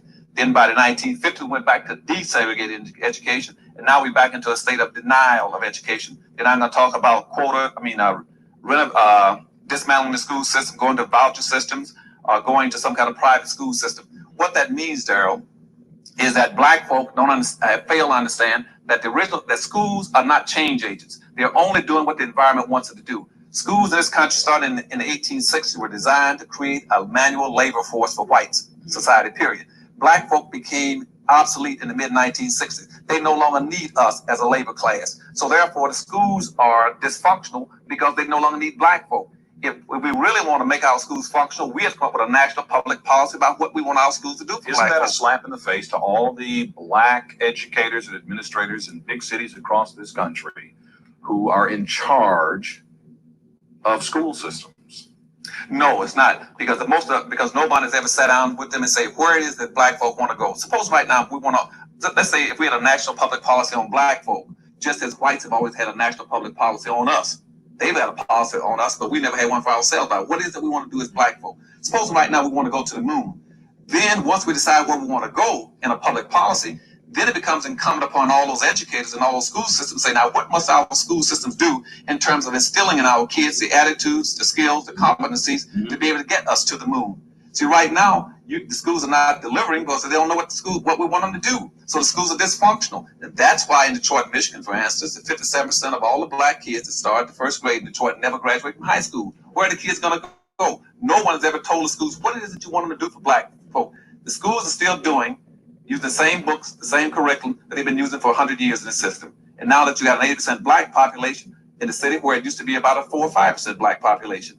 Now you got to go back and say, hold it a minute, stop. What is it that you want the schools to do? And for black folk, now you have a predominantly black community, and we don't have that. And then you got to interlink that school system to the churches and to the business communities and to the civic organizations to help fulfill the demands of that community. So you're talking about linking all these institutions that exist in the black community, but what are they being undervalued or underutilized or ignored? They must be interlinked. They must be interlinked with all of trying to achieve the same common objective. We don't have that now. This is where this national public policy that you talk about in the book. That's right. We must have a national public policy that says to black folk, we can be successful, we can be self-sufficient, we can be independent, and we can be competitive if we have a national public policy so that every black knows what he has to do as an organization, individual, or corporation to get us there. That's a radical notion, and certainly you have met with some kind of opposition, not only without the white community, outside the black community, that is from whites, but certainly inside the black community. There have got to be people who disagree with your assertions. The funniest thing about that, I would have anticipated that initially, but at this point in time, after 1 year of running around all over the country and out of the country, and the book right now is number 1 and number 2 in Black America. It is also number 1 in Barbados, Bermuda, and Brazil. And I've just gotten back from Brazil with the Prime Minister and the Speaker of the Parliament sent me a letter, and I just got a letter now from the Governor in Brazil. Let me tell you one thing. I have not had one single black publicly to disagree with anything in the book or disagree with the point of the Institute that's going to try to move blacks across this country in a totally different direction. We're going to move collectively. And I've got millions of blacks now around this country who I've made contact with through various forms of media, public appearances, who said, we are with you 100%. We're going to turn it around. We can do it. We're going to be a competitive group. We're going to rebuild our own communities. We're going to rebuild our schools and our communities and our businesses and interlink them. And we're going to come out with pride, self-sufficiency, and competitiveness. What about the millions more who say we can't do it?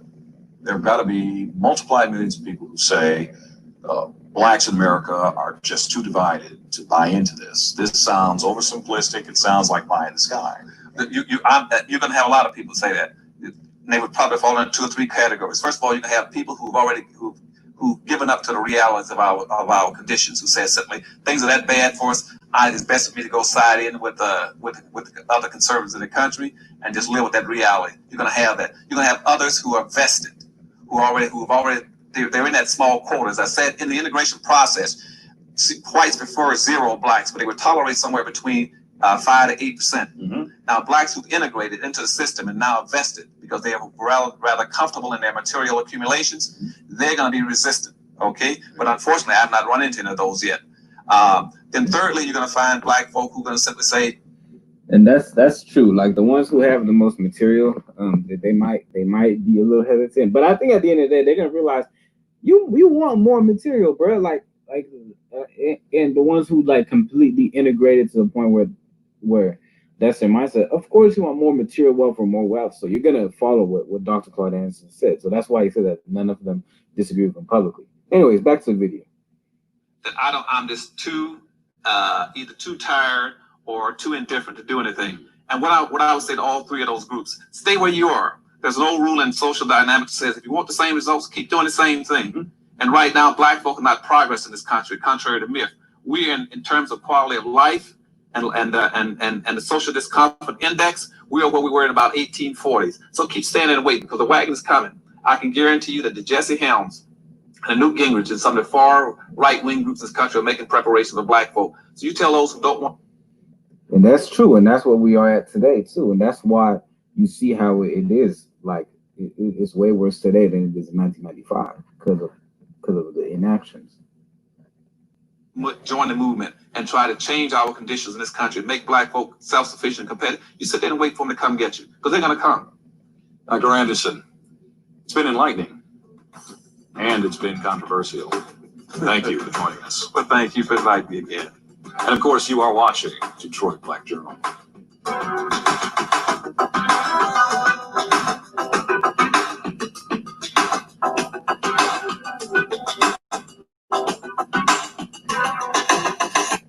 Accused, false arrested, tried, sentenced, parole, blackjack, leaked third degree to near about lynch. Something for me that I thought would never happen. You made me very, very proud to be a Black person.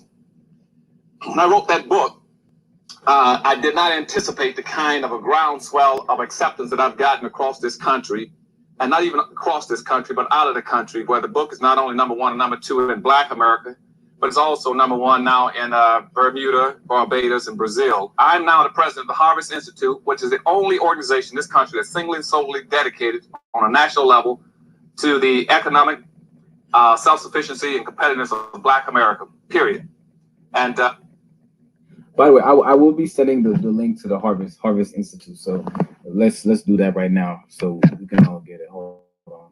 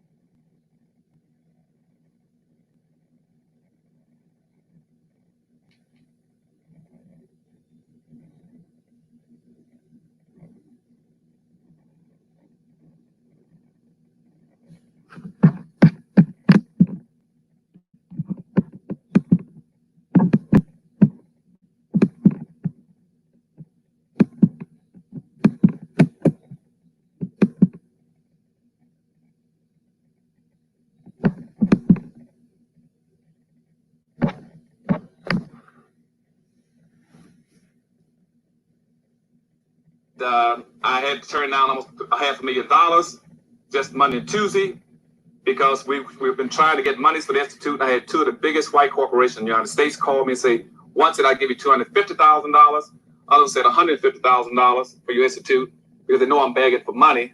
If I were to change the whole focus of the Institute away from Black folk and change it to minorities, and I told them I'm going to stay poor and close up in 6 months if I don't get money from my own people, but I'm not going to turn around. And that's fact. Like I commend him for saying that, bro. Like, 'cause nobody has the courage to say that anymore. there are certain issues that inflict themselves on every population group. So you start talking about ethnicity or classism or sexism. See, I'm not in any ism. The only ism I'm into is blackism and owism, okay? And that's what I'm talking about in affirmative action across the country, is that we must go back and redo it and do it right. We are in trouble. We have been very systematically locked into the lowest levels of a no-win monopoly game. And if you play Monopoly, you know how the game works.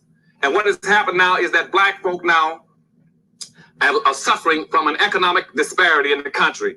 White society controls almost 100% of all the wealth, the power, the income, the businesses, the resources, the privileges, and all levels of government.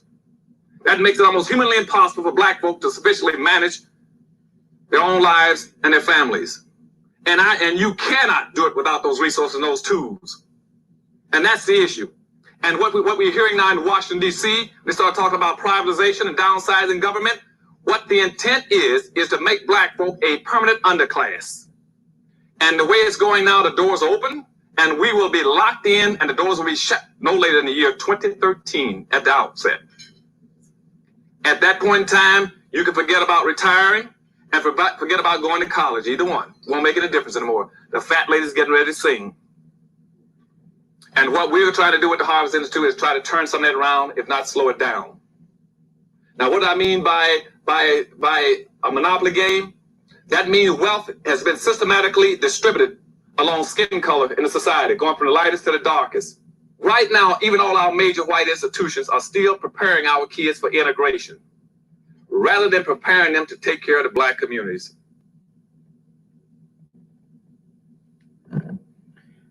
And that is so true. That is the issue with what's going on now. Let me play another video. Hold on for a second.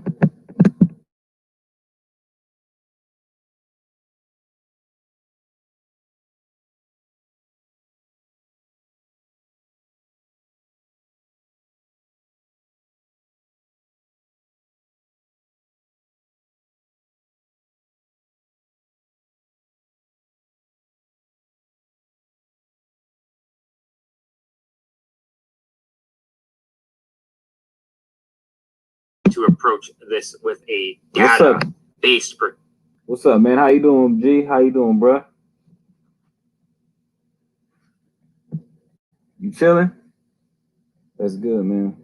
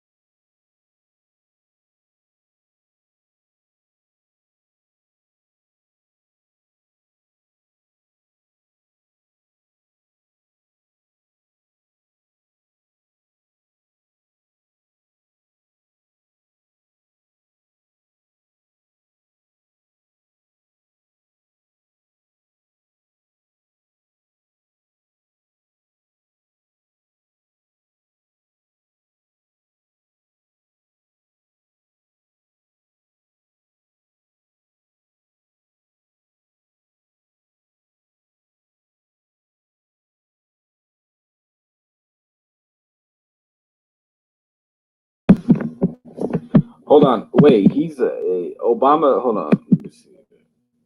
Yeah. Okay. Yeah. Oh, hold on. Yeah. Sorry about the muting. I was looking for video, but let me see. Oh, Harley Quinn. Let me see. Oh, Obama's just finished advert. Oh, for real? Hey, send the link. I'll actually hold on. I'm gonna put that on. I'm gonna put that on there right now. Let's talk about that. Hold on.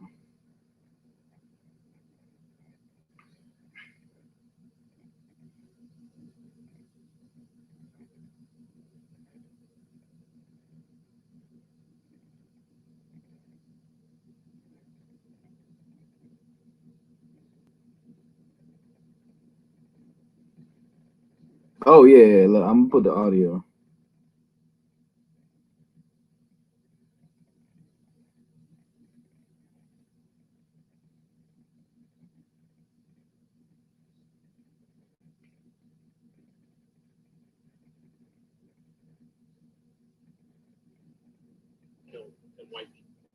We can take steps and make reforms to combat police violence and systemic racism within law enforcement. Together, we can work to redefine public safety so that it recognizes the humanity and the dignity of every person. This town hall that we're having today is a part of an ongoing My Brother's Keeper Alliance town hall series. My Brother's Keeper was launched by President Obama in 2014 after the tragic killing of Trayvon Martin. The president launched it in the East Room of the White House, calling on America and everybody to do whatever they could in their power to make sure young men of color knew that they matter and to reduce the systemic barriers that stand in their way and make sure every young person has every opportunity to reach their dreams. Today, the work of My Brother's Keeper continues as the My Brother's Keeper Alliance at the Obama Foundation, where we lead a network of more than 250 communities and a massive call to action to businesses, mayors, and other folks in communities across the country. Our mission is to build safe and supportive communities where boys and young men of color are valued and have clear pathways to opportunity. We're excited to have President Obama sharing his viewpoints today, but also gathered a panel of local and national experts who are fighting on the ground and who have been fighting this fight for many years.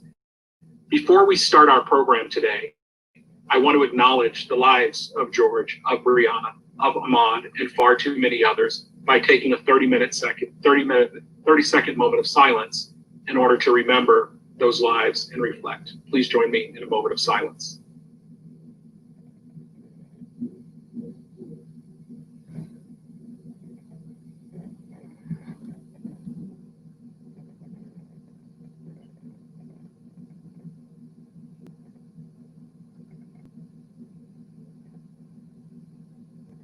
Out their city.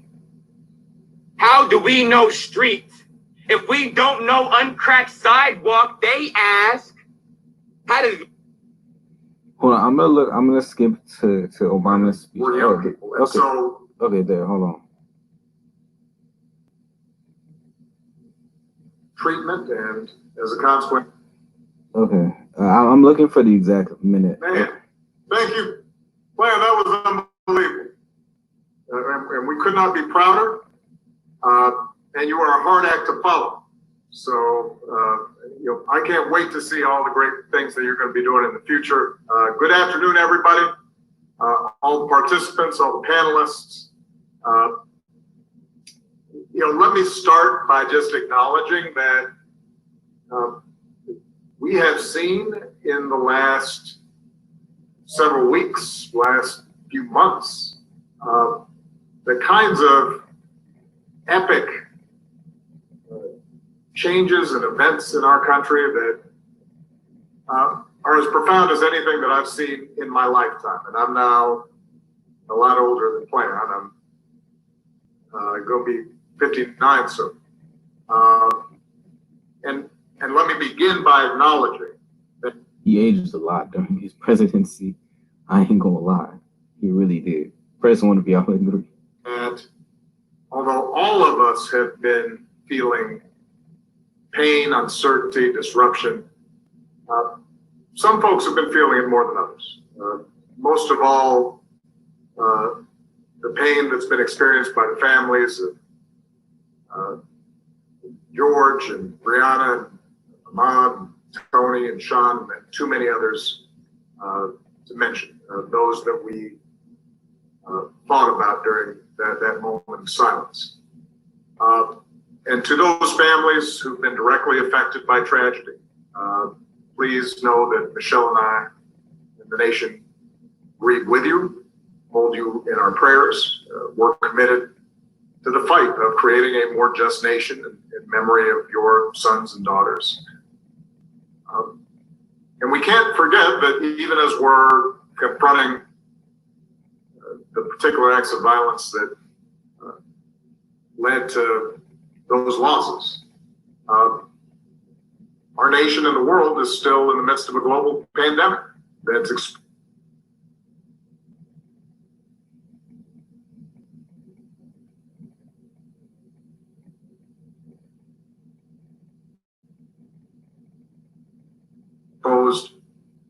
the vulnerabilities of our healthcare system, but also the disparate treatment and, as a consequence, the disparate impact that exists in our healthcare system, the unequal investment, the biases that have led to a disproportionate number of infections and loss of life in communities of color.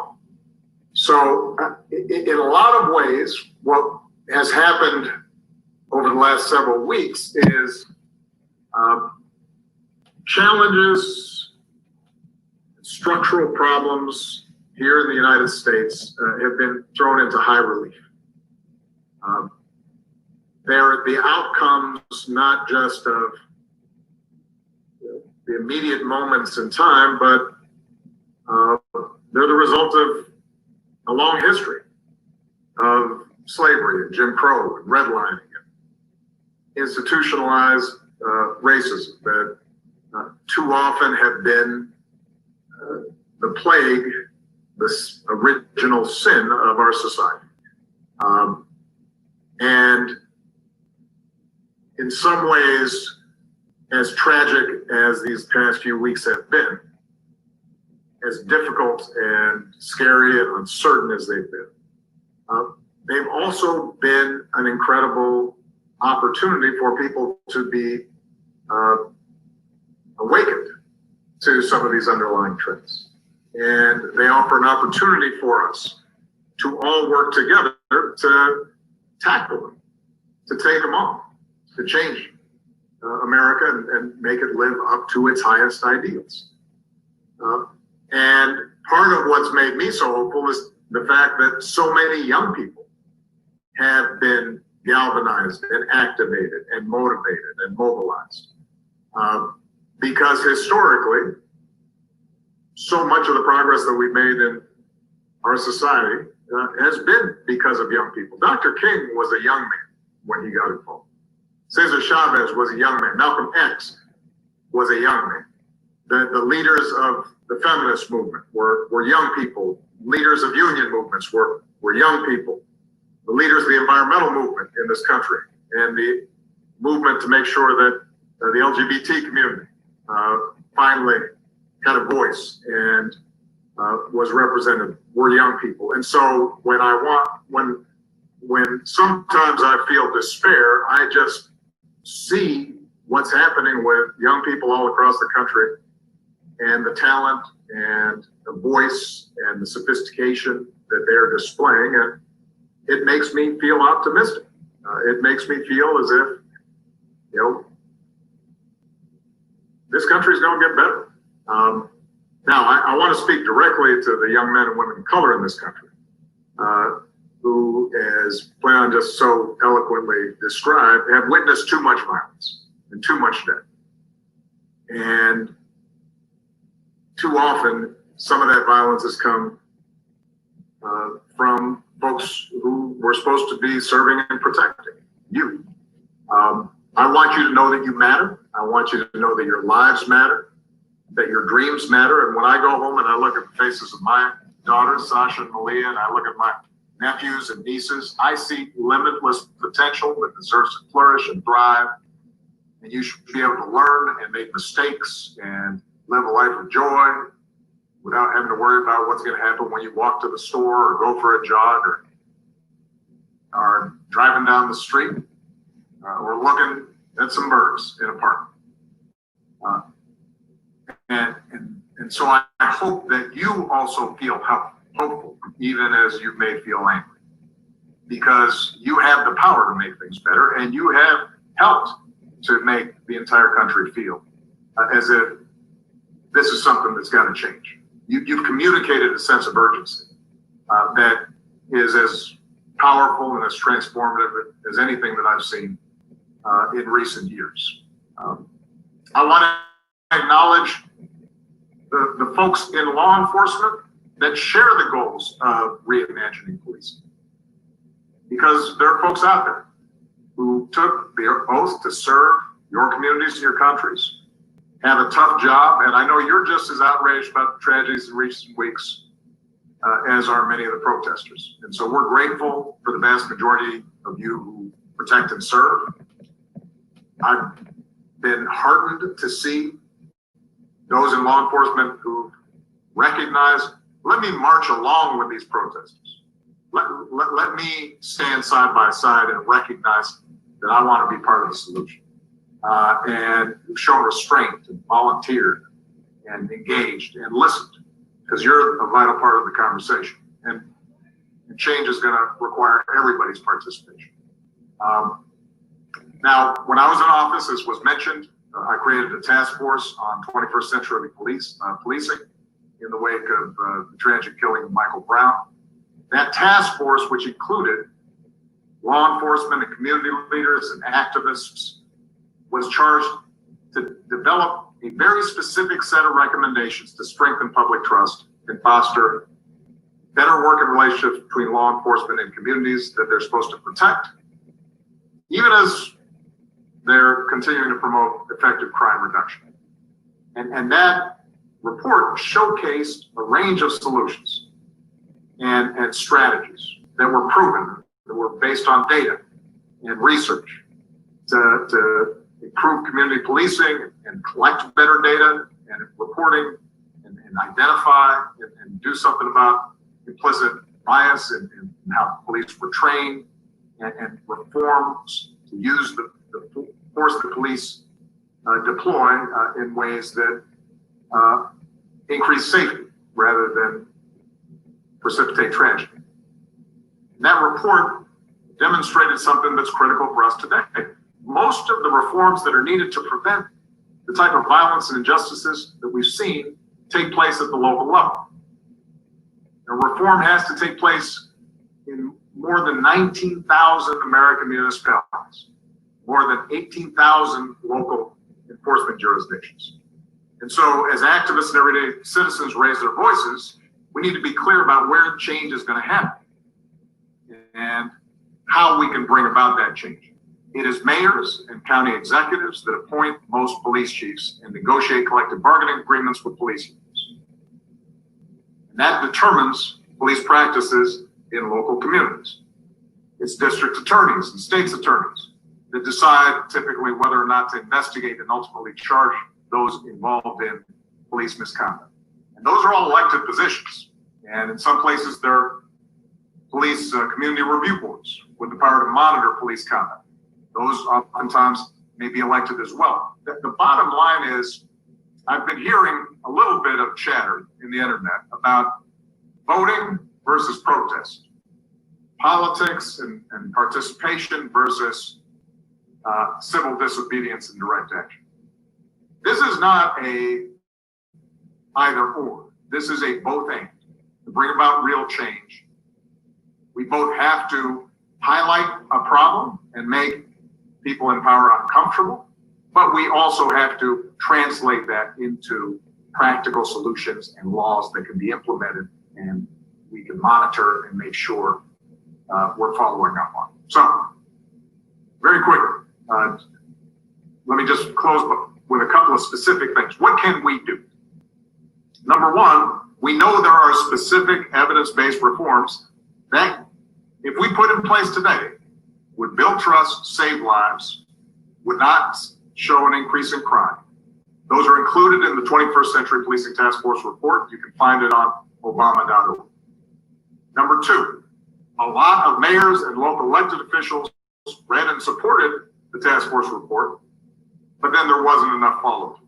So today I am urging every mayor in this country to review your use of force policies with members of your community and commit to report on planned reforms. What are the specific steps you can take? And I should add, by the way, that the original task force report was done several years ago. Since that time, we've actually collected data, in part because we implemented some of these reform ideas. So we now have more information and more data as to what works. And there are organizations like Campaign Zero and Color of Change and others that are out there highlighting what the data shows, what works, what doesn't in terms of reducing incidents of police misconduct and violence. Let's go ahead and start implementing those. So we need mayors, county executives, others who are in positions of power to say this is a priority. This is a specific response.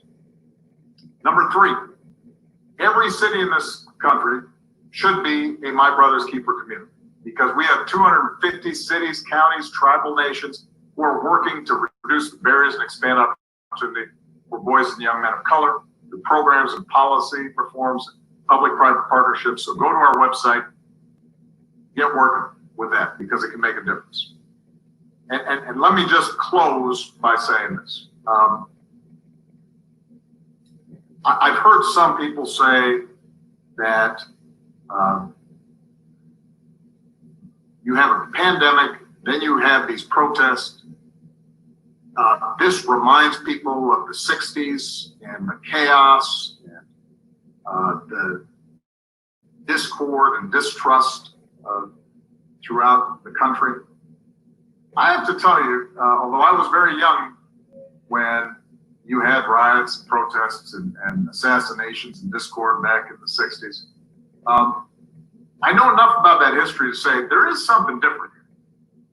You look at those protests, and that was a far more representative cross-section of America out on the streets, peacefully protesting, and who felt moved to do something because of the injustices that they had seen. That didn't exist back in the 1960s, that kind of broad coalition.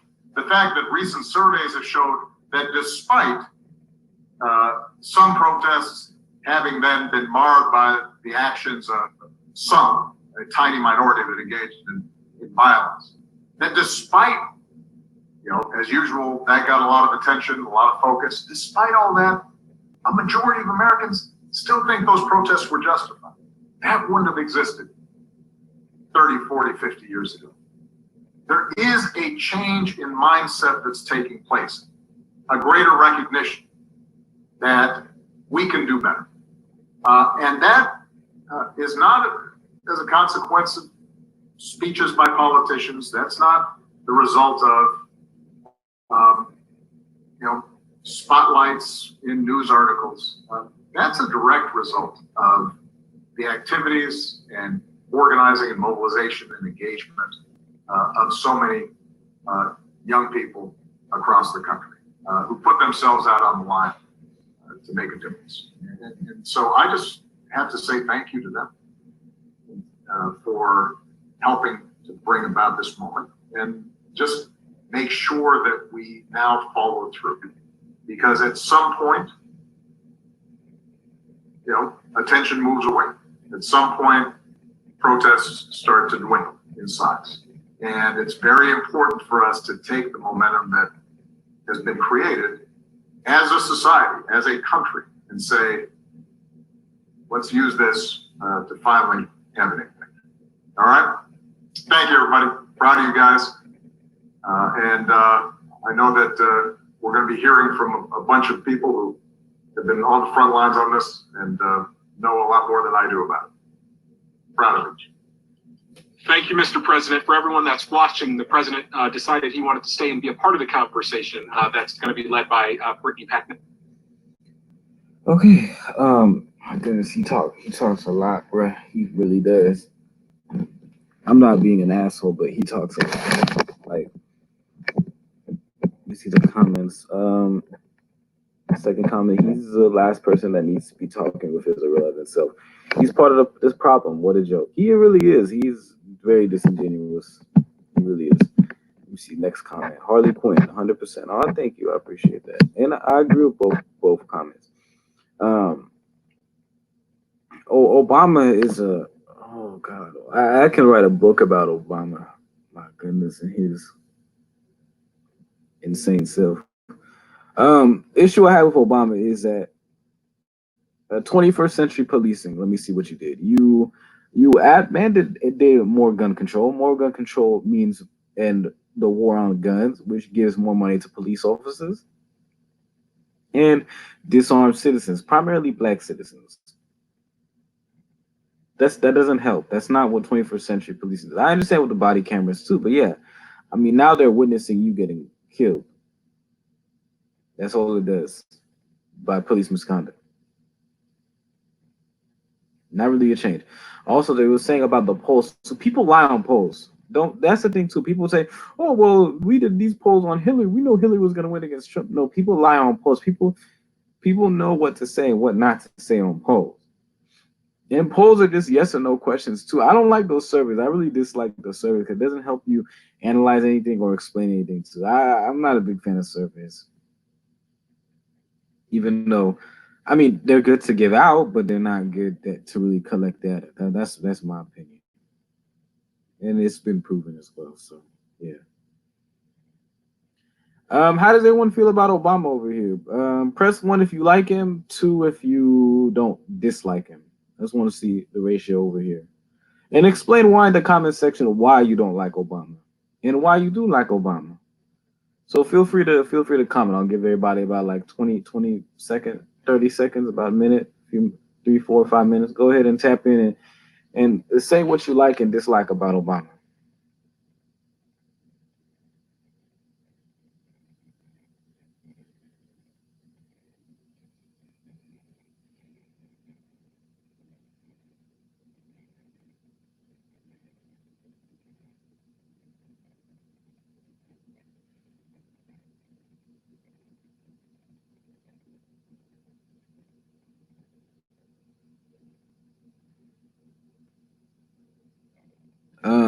Did everybody hear the question I said earlier?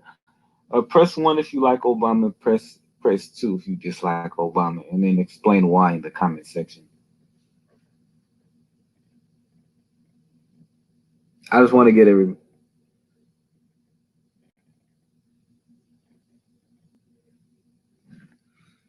2. He had a lot of time to fix. Hold on, let me read the comment. He had a lot of time to help fix this country.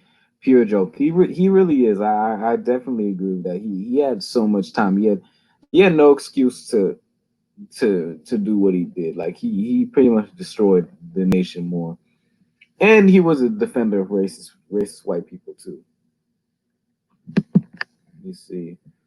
Oh, hi Damon. How you doing?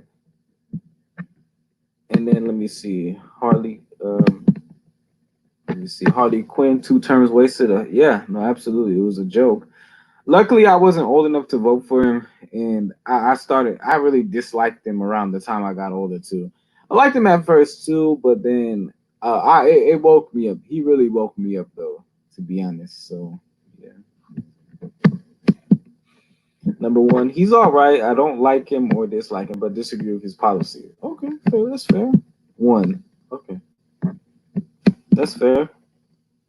That's fair. I don't like him, to be honest. Like I don't like his international policies. I think he was there to just he's a PR guy. That's what Obama is at the end of the day. Obama's a PR guy, to be honest. And that's just his nature. Like you can't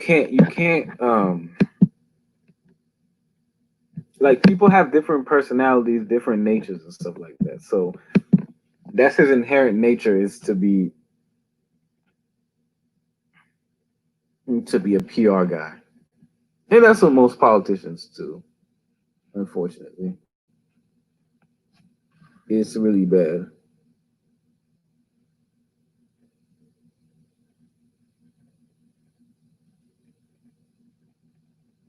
What was everyone's wake up call with Obama that he wasn't with the people that said that he it was too tight? Like what moment was it that you were like, yo, this dude is horrible, this dude is crazy? Like what was the exact wake up moment? Let me see other comments. Right, just let me see. Right, just more likable than Trump. I agree. Socially speaking, he is likable than Trump, but economically, in regards to everything else in between, he's no better than Trump. Trump is just more honest with his stuff, and that's why nobody messes with him like that. Hold on, let me move my stuff.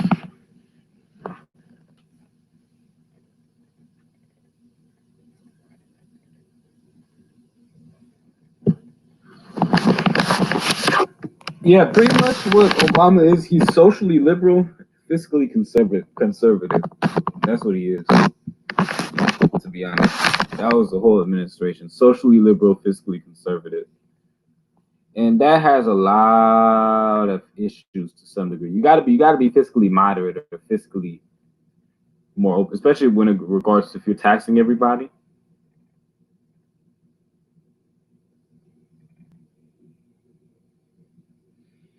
To say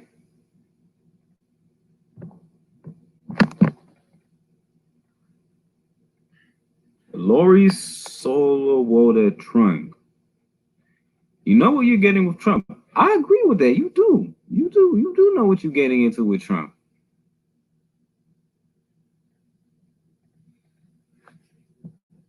New comment. To say why I don't like Obama is like trying to eat one Lay's potato chip. Yeah, that's true.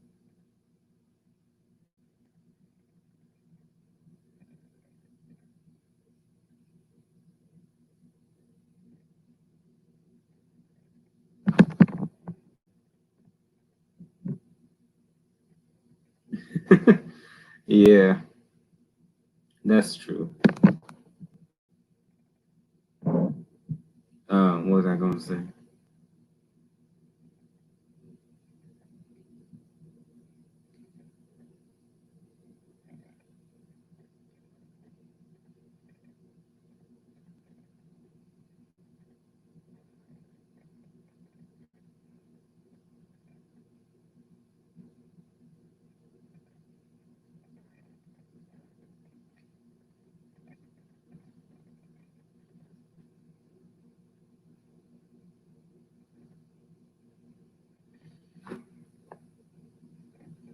Yeah. My issue. Did anybody here vote third party, by the way, in 2016 or not? Or did everyone just vote for the two parties? I'm just curious right now. Go ahead and comment down below how y'all feel about it, voting third party. Like, I actually do agree with Dr. Claude Hansen. Just everybody votes in block third party, and then we'll see what's gonna happen.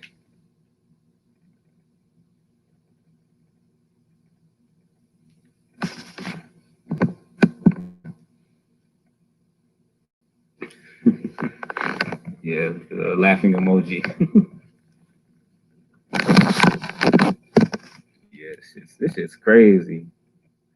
Hold on, let me get the other video and stuff too about what Jesse Lee Peterson was saying, because he's weird. He's getting insane. Hold on, let me see.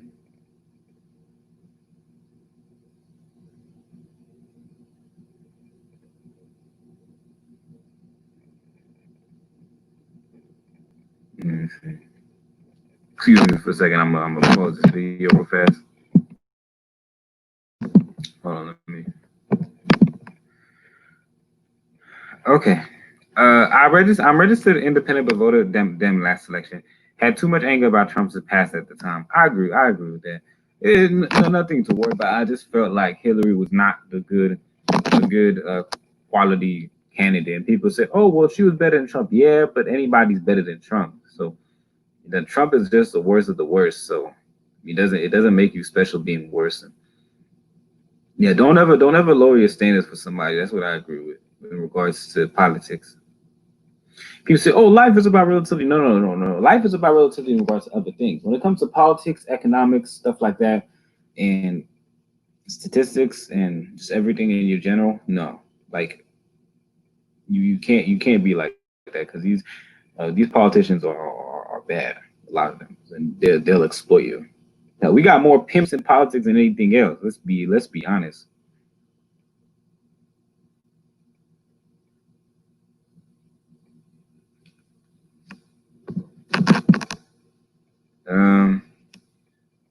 Yeah, no, I voted for Hillary, and I had no idea that she made that super predator comment. And I was part of the '90s crime bill until after I did. Yeah, I didn't know that until like 2015. So I was saved. So thank goodness. But yeah, I would not vote. I would not vote for it.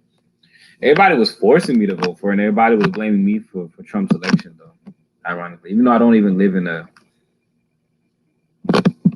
swing state, I live in California. I don't think my vote would have mattered anyway. So, in regards to, we all know where California swings. So, yeah. If I lived in Michigan, Pennsylvania, Wisconsin, yeah. I'm surprised how Wisconsin and Michigan and Pennsylvania swung a little red. They're usually really blue.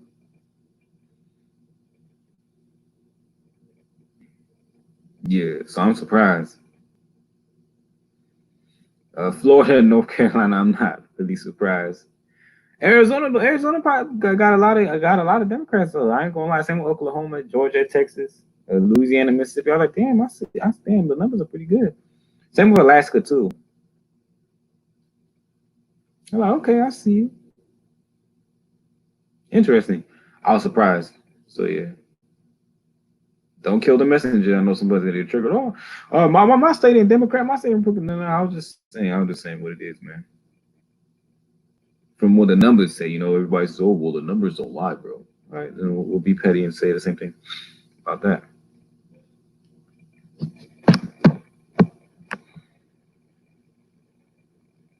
Let me see what else. Hold on. I'm muted for.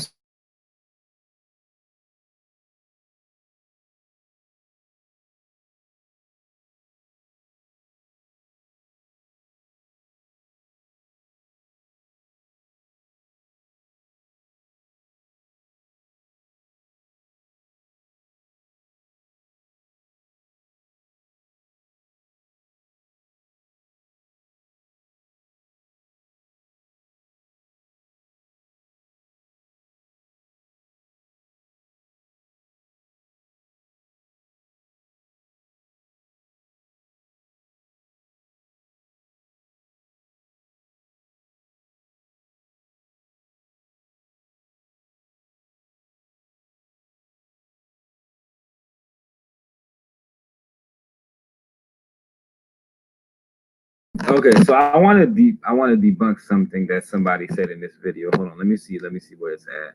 There's this dude named Vincent James, or whatever. This is where I really disagree. He's pandering at this point. So this one second. Hold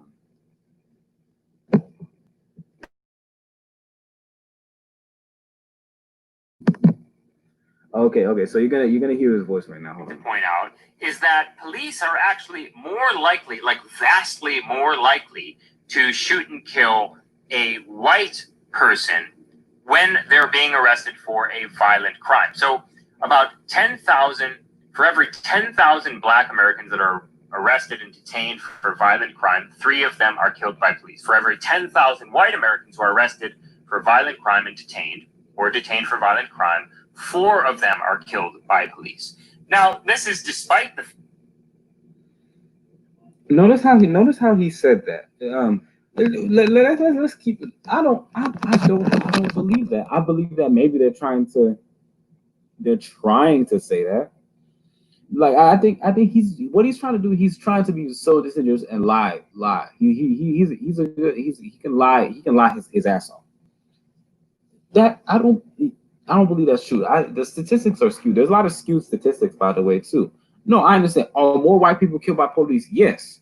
most of it unjustified? Of course, most police shootings are unjustified. Let's keep it honest. Or police arrests.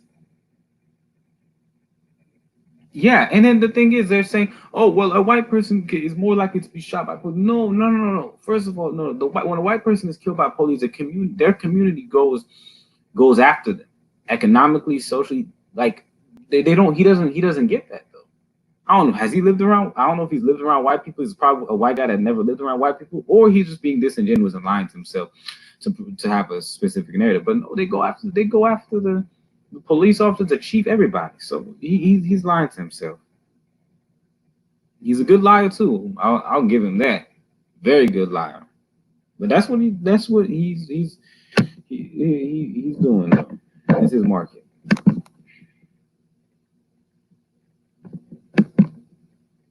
Yeah, he got into it with the Amazing Lucas. Yeah, Amazing Lucas has been standing his ground against these guys. So I'll give him that. I'm surprised how I thought he was gonna be like Tatum. Luckily not. Oh, dude, Tatum. Oh, dude, I don't like slandering black people like that. My goodness, so Tatum is just, every time you see him, it's like, bro, and he's a former Obama supporter too. He has no right to say shit, bro. He has no right, like, bro, like you can't, don't go after me, bro. Don't go after the Amazing because they tell your followers to stay in their lane, bro. I will never let, this is one thing I'll never let a Trump supporter tell me. I'll never let an Obama supporter check me. Okay, I'll never let that shit happen. If you want that shit to happen, bro, you can try me and see what happens.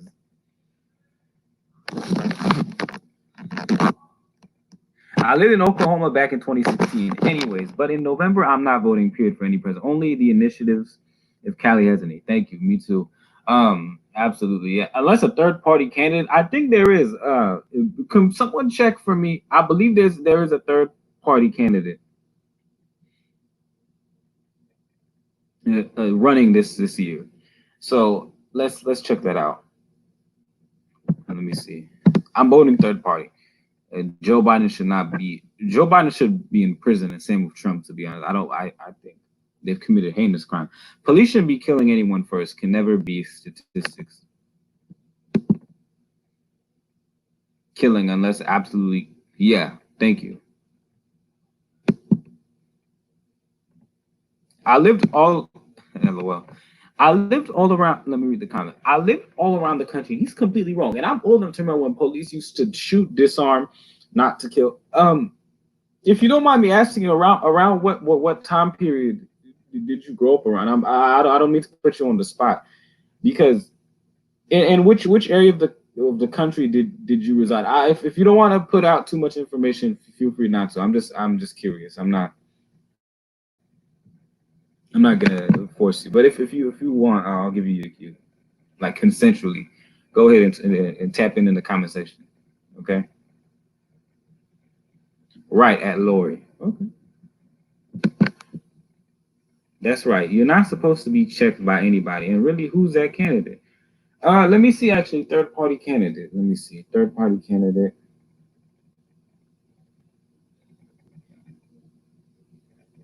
What's weird is, ironically, the internet on my phone is better than the internet on my laptop. Okay.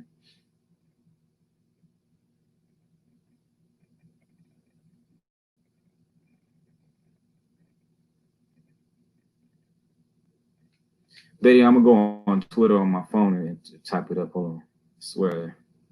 I swear I shared the link on Twitter.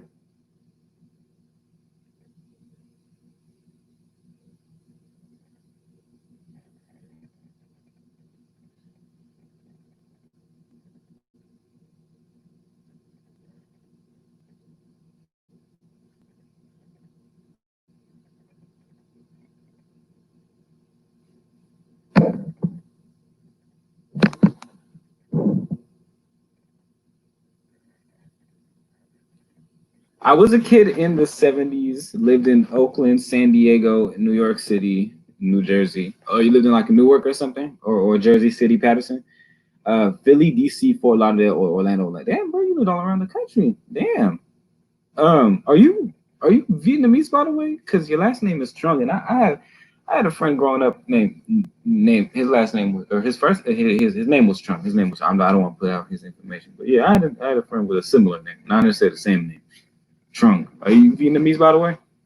Don't mind me asking.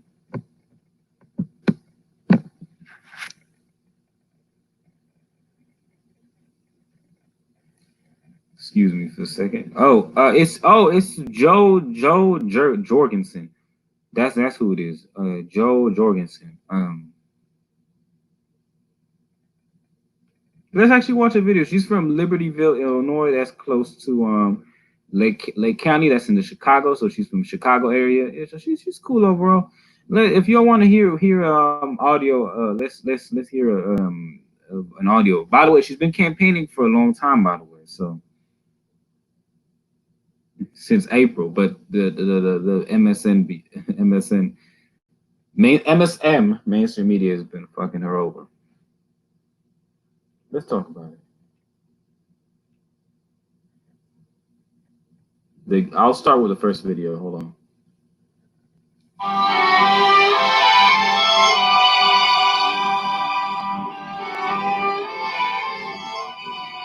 Hi, I'm Dr. Joe Jorgensen, Libertarian candidate for president. Right now, we're moving towards a gig economy. With our technology, people can work much more flexible hours, they can do what they want, and they can work a wide variety of jobs. But once again, government comes in, restricts choices, and tells people how they have to work. It's a very natural situation to have people who want to hire people and people who want to work get together and make their own decisions on how they work out their situation. What happens is government sticks its nose into everybody's business, and rather than allowing people to choose their work situation, government comes in and says, nope, we know better than you. And usually, as I said earlier, government hurts those it intends to help. Join my team at joj2020.com, and together we can break free from big government.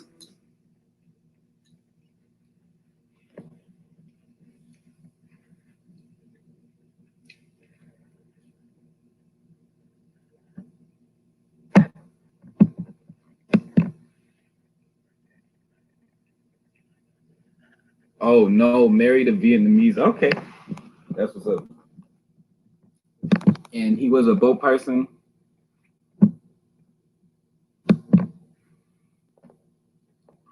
Came over. Oh yeah. Oh, he came over from Hanoi. Was he a refugee or something? What was I gonna say about it? And did y'all meet in the Bay or did you meet somewhere else? I know there's a hell of Vietnamese in the Bay, in Oakland, San Jose, Richmond. Where else? Where else they had? San Francisco. Yeah, there's a lot over in Pittsburgh. Yeah. Where else are they? I swear, there's a lot of Filipinos in Vallejo. There used to be a lot of Vietnamese in East Palo Alto. That's what somebody told me. I'm surprised. There used to be hella black people too, and Native Americans. But everybody else moved out. At this point, no, Philly. Hold on. At this point, wait, what you, board trope, bruh. I don't get what you mean. Can you iterate on that? Reiterate on that, bruh? I don't mean to put you on the spot, my G, but just explain. I'm not gonna hurt you. Yes. No, Philly. Yeah, no, there's hella Vietnamese in Philly too. I forgot about Philly. And I'm from Massachusetts too, and there's a lot of Vietnamese over there too. I was born there, so yeah. Let's talk about the benefits of liberty. I just want to see. I might vote for her. I'm thinking about. I mean, she seems okay. I'm more Green Party though. I'll think about it though.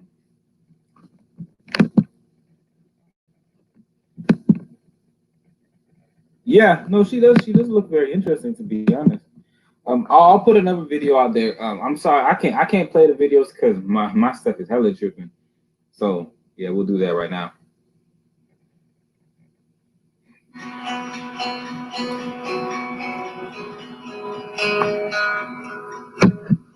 Hi, I'm Dr. Jo Jorgensen, Libertarian candidate for president. When I discovered I was a Libertarian in 1979, I was just so excited about freedom and liberty. I couldn't wait to share it with everybody. I was not, however, prepared for the response I got. What I heard was, oh, you're just selfish. Oh, you don't care about other people.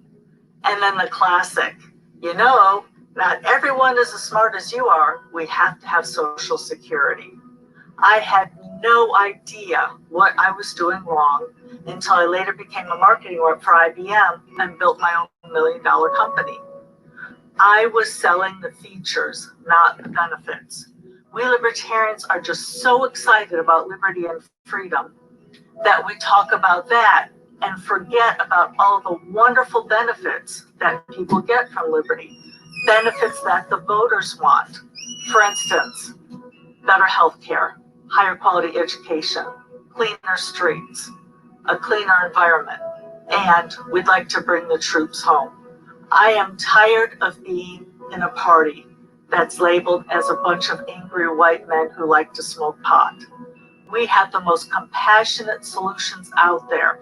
We just need to figure out how to explain it to people in a way that benefits them. We need to start talking about what's exciting to the voters, not what's exciting to us. There are over 40 million voters who share our libertarian ideals. We need to locate, activate, and motivate them to join our movement. My campaign will bring them in from out of the cold. My friend Harry Brown used to say, government will break your legs, hand you a pair of crutches, and say, see, without us, you wouldn't be able to walk. The place to start isn't by taking away crutches, it's getting government to stop breaking legs. I think government is too big, too nosy, too intrusive, and often hurts those it intends to help. Government doesn't work, liberty and freedom do. The coronavirus crisis gives us a glimpse as to what government-run healthcare would look like, and it doesn't look good. So we have a situation right now where not only is government not helping, but the FDA, the president, and every federal bureaucracy is getting in the way of people being tested and people being treated. What we've got right now is government, as always, trying to one-size-fits-all, which ends up fitting nobody, and now we're all being quarantined. We're being taken away from our jobs. We're told that we can't go out to eat. What happens to the people who depend on those paychecks? What happens to the servers and the cooks and the people who can't be away from their jobs? But, of course, the members of Congress, they still get paid. All of the governors telling people to stay home from their jobs, they get paid. What about the average American? Right now, we're moving towards a gig economy. With our technology, people can work much more flexible hours, they can do what they want, and they can work a wide variety of jobs. But once again, government comes in, restricts choices, and tells people how they have to work. It's a very natural situation to have people who want to hire people and people who want to work get together and make their own decisions on how they work out their situation.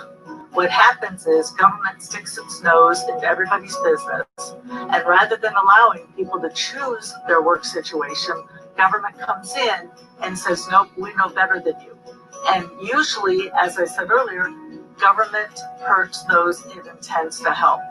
In my first day of office, I would immediately start bringing the troops home.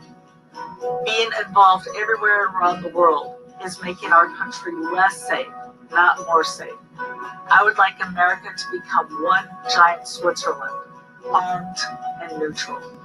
I am appalled that the United States has the highest incarceration rate in the entire world. The failed drug war has taken away more civil liberties than anything else in the past 20 years, and it's hurt communities of color more than anybody else. If there is no victim, there is no crime. On my first day in office, I would pardon everybody who is in federal prison for a victimless crime. Join my team at joj2020.com, and together we can break free from big government. So, to the people watching my show, how does everybody feel about Dr. Jorgensen? I actually do like that she's a self-made millionaire. She doesn't have the same bad attitude like Trump has, so that's pretty cool. I can dig that. I'm cool for her like that, and she does look interesting. I enjoy listening to her, to be honest. She is very interesting. Hold on, I'm just eating my food right now and then having my water. So sorry about that. I do respect her for bringing up the drug war and trying to free more people who've been incarcerated. That is beautiful. So I gotta give her a shout out for that. I might be voting for her. Did she say she was the one that what did she say? She was a part of IBM. She was the CEO of IBM, I believe. I like her message. She sounds legit and passionate. Yes, she does. She really does, to be honest.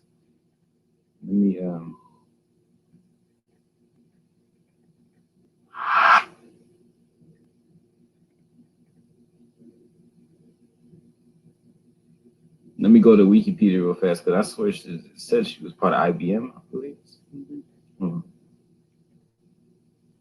Oh, she began her career at IBM. So everybody knows what IBM is, right? It's like it's the American multinational companies from New York. Yeah, she used to work there. It's pretty cool that she used to work there. I've used IBM for SPSS stats. That's pretty cool. I can dig that.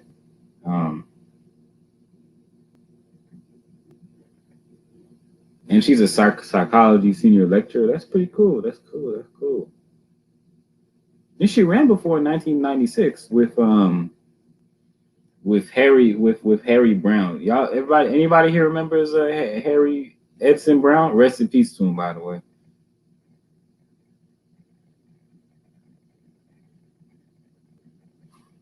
But yeah, hopefully she wins. I don't like this thing though that they campaign way too late. They campaign like 5 months in advance or 5 months before the election, which they should have been doing for like years, unfortunately. How does everybody feel about her, by the way? Anybody else online?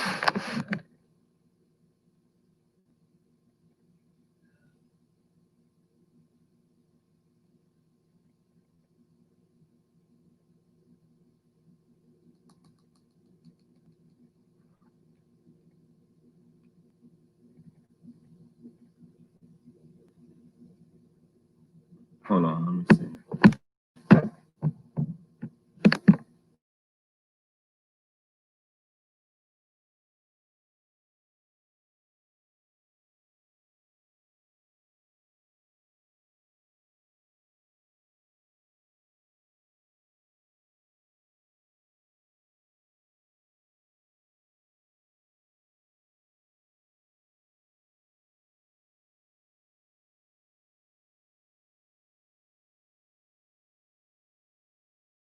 The smaller the group, the stronger the code. This is why those essays up there in Chicago, they're trying to get codified and look out for their group. New York, up in... Sorry about that. I was just listening to a live stream from Tariq Nasheed, and he is actually right, though. It is similar to what people were saying earlier in my earlier live stream, that the smaller of a group you are, the more codified you are. So sorry about that. I just played it. Actually, you know what? I'll play the rest. I need more information. I'll put the link to her information real fast. But now we're going on to the next subject. This is in regards to coding up and stuff, which is very interesting. Similar to what she was saying. Just more detail in this one. So yes, let's go into it. What's that area? Dykeman? Black? We don't want them niggas over here. And see, they tell us we're divisive by acknowledging our FBA status. We're not divisive at all. We just late. We should have been doing that a long time ago. We made the mistake of trying to. Okay. Actually, no. It's gonna be like I know it's gonna be like a few hours, but we'll go over that sometime because I don't want to go over like 5 hours or something because they'll cut me off. So let's go to something else that I was talking about. But much respect. Let me see. Was it Baba Rossin? Yeah, I think Baba Rossin made a video. Hold on. that guy. I think, or no, did he make a video? I wanted to see if he was doing something insane as usual. Yeah, he's God, bro. This dude, Baba is. Oh my God, Baba, man, come on, man.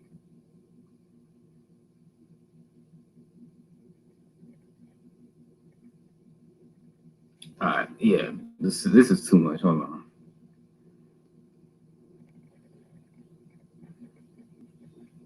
Oh, you know, it was a police officer that was telling the truth that I wanted to show y'all.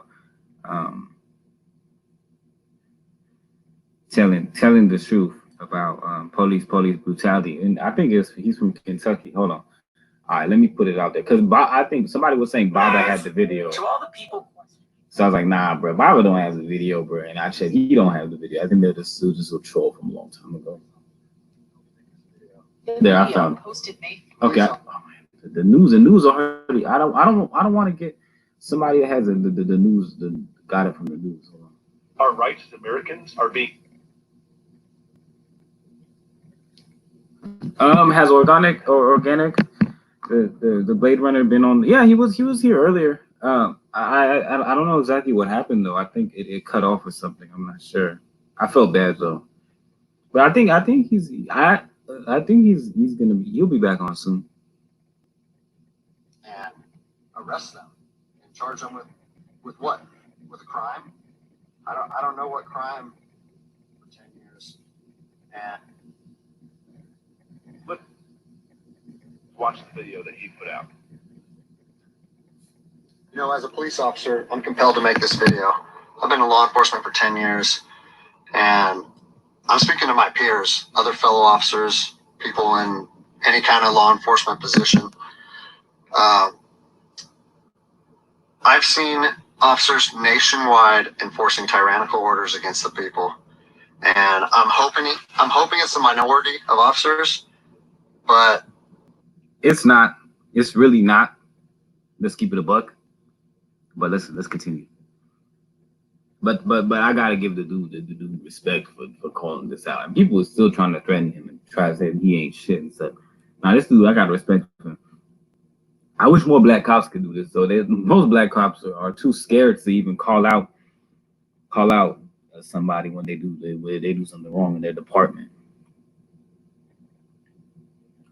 It's unfortunate. Who are like the sheriff and somewhere in Maryland.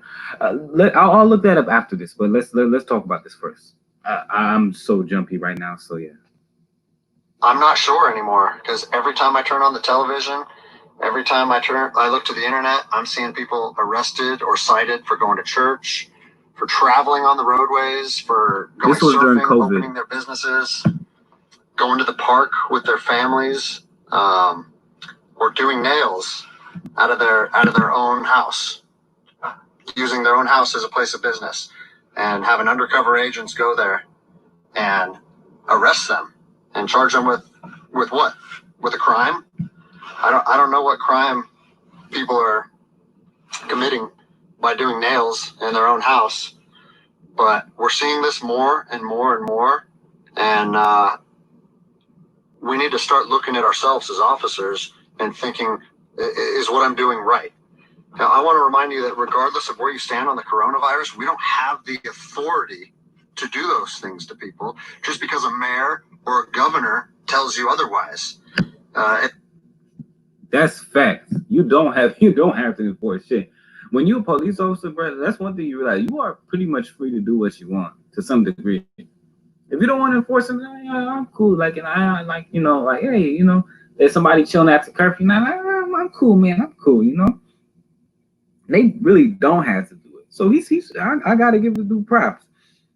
But if he ends up, I think he might end up missing though. Like the dude, I think the dude needs to just he's somewhere in Kentucky. I don't want to put the exact city, bro, because I don't want something to happen to him. Some guys pull up on him, 5-0 pull up on him and start shooting him or planting something on him. But I think it's best for him to leave the country, bro. Like until everything is down, just leave the country or go somewhere where nobody knows him at all, man. and just stay down. You don't want to get that smoke from these Blue Lives Matter people, man. Them motherfuckers are some cult members, man. They might ready to, bro. The comment section too, man. They're ready to kill this man. My God. I don't care if it's your sergeant or your chief of police.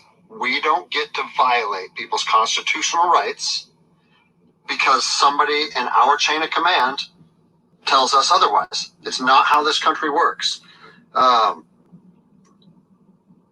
are de facto arrests. You know, we are violating people's rights and taking money from them, or even worse, arresting them and depriving them of their freedom when they are exercising their constitutional rights. So let's talk about that. Let's read something right here off of the Declaration of Independence. All men are created equal. Among these, we have the right to life, liberty, and the pursuit of happiness.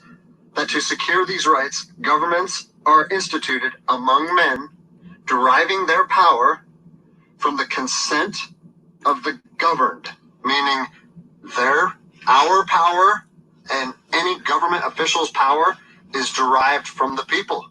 Okay? We don't hold power over our citizens. It's contradictory to everything that our country stands for. And this is what I'm seeing. First Amendment rights, telling people they can't go to church, freedom of religion. Okay? Telling people they can't protest, freedom of assembly. Fourth Amendment violations, illegal traffic stops to check for papers. What are you, the Gestapo? Is this 1930s Nazi Germany?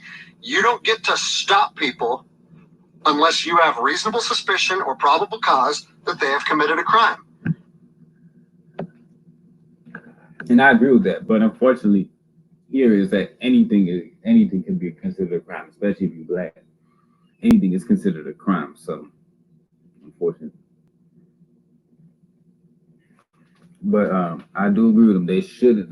They're violating human rights and shit. So, yeah. But I think this dude better leave the fucking country, man, before motherfuckers start boiling on his ass. Especially these police, man. These police be killing dudes in their department over some stupid ass shit. I gotta run, y'all. Y'all be safe. Y'all be good. All right, have a good one and stay safe, okay? And I'm trying to stay safe for the most part. And I know people that have personally been stopped saying, we want to see papers showing that you're essential. David Jones, copy a phone call. That is not. Well, he don't give a fuck, man. He got that call. He's like, nah, fuck that shit. I ain't finna. I'm gonna say the truth, man. I gotta give him the props. He don't give a fuck, man. And Brandon Tatum be attacking this guy. I'm like, man, shut your ass up, man. How our job works, okay? What really has been pissing me off lately is the fact that these officers that are going out here and enforcing these tyrannical orders, what they're doing is they're making my job and my safety, or they're putting my job and my safety at risk. Because what you're doing is you're widening the gap between public trust and law enforcement officers. And what that's going to do is it's going to, I mean, look at what's happened to law enforcement in the last 10 years. Less and less public trust, and more often than not, that is a result of isolated incidents that get blown out of proportion. Well, they're not isolated anymore. They're happening every single day. And the thing that I want you guys to... And they do. Recorded or unrecorded, they happen every single day. He's spitting some facts, and I think something must happen in his department too. Now they're getting tired of this shit, because when they get tired of their own shit, they snap. So something must have really bad happened over where he's at. So yeah. Realize is that our power that we hold as law enforcement officers is nothing more than a facade. It's a badge and a gun, and people.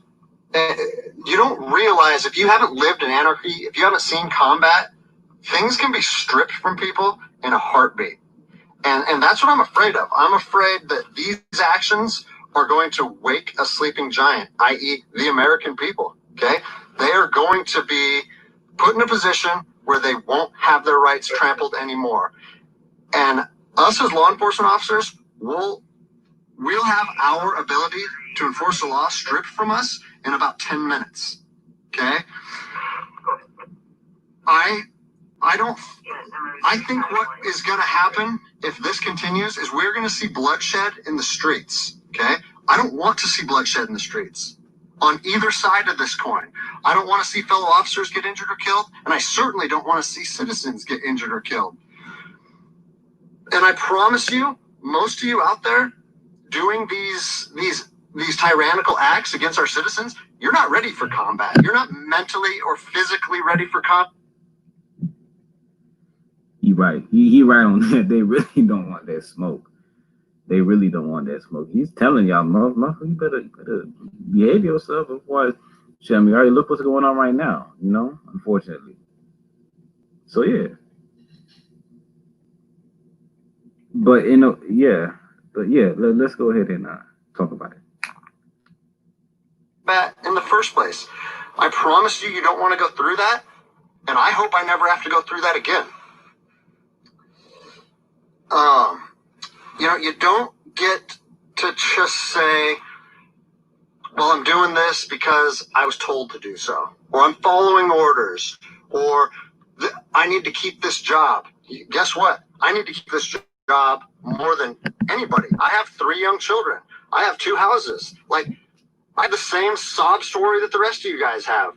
But my personal choices and my living arrangements, no matter what they are, don't allow me to trample on people's rights. And I don't understand why that concept is so hard for people to understand. Listen, you need to stand up for what's right. You need to, if you're part of a department or an agency that is asking people or asking their officers or their deputies to impose on people's rights and infringe on their freedoms, you need to step up and say, no, that's not me. That's not what I signed up for, and that's going against my oath. And if that costs you your job, so be it. At least you'll be able to look at yourself in the mirror at night. I've already expressed. Absolutely, yeah. And if you have skills, bro, you'll get hired. Like, but yeah, that's why some of these officers, man, they go, what's my job, bro? Why don't beat me up in this shit, man? If you don't, bro, you can get another job easily, man. You got skills, bro. That's another thing too, man. You have skills. For somebody that's woke cops, you get a lot of skills. All right, then, bro, just apply to another department or something. Shit, man, don't have to shoot a motherfucker just because the department says to.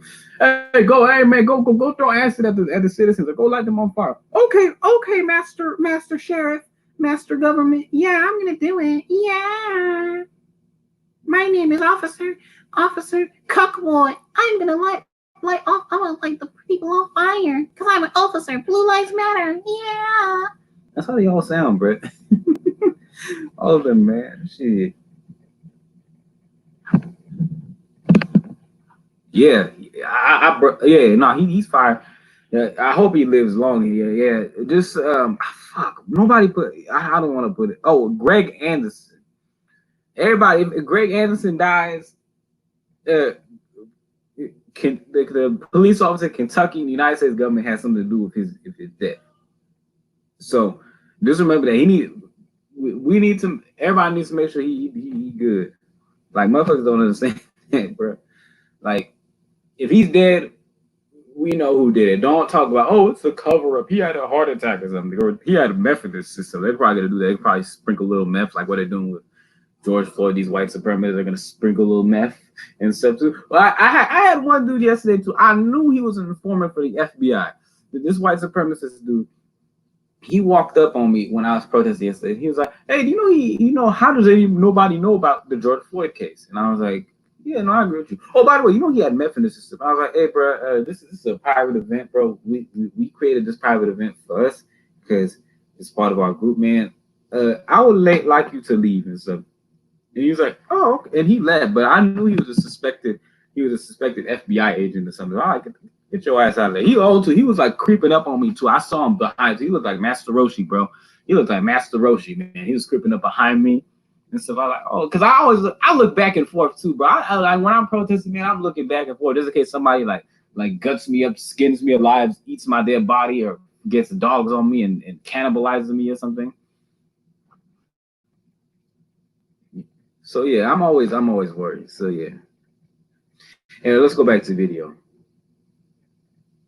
This to my department. And luckily for me, I come from a department that I feel like my chain of command shares my view, but I don't care what department you're part of or what your chain of command thinks. You don't get to trample on people's liberty.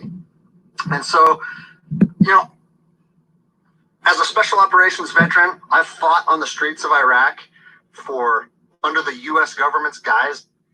Oh, you think he was just stupid and bored? Obviously, I don't know. I didn't want to take that risk because he looked, the way he rolled up on me, he looked like he was a suspected FBI agent. So I just assumed he was an FBI agent or like a undercover cop. So I just had to check his ass. Freedom, and I'm telling you what, the American people are going to be. You are going to wake a sleeping giant. And they are going to fight 10 times harder for their freedom on their soil than anything you've ever seen before. And if that's something you're willing to face, then keep trampling on people's rights. But I promise you, the American spirit of defiance is going to rise again, and it's going to be a big problem for our country.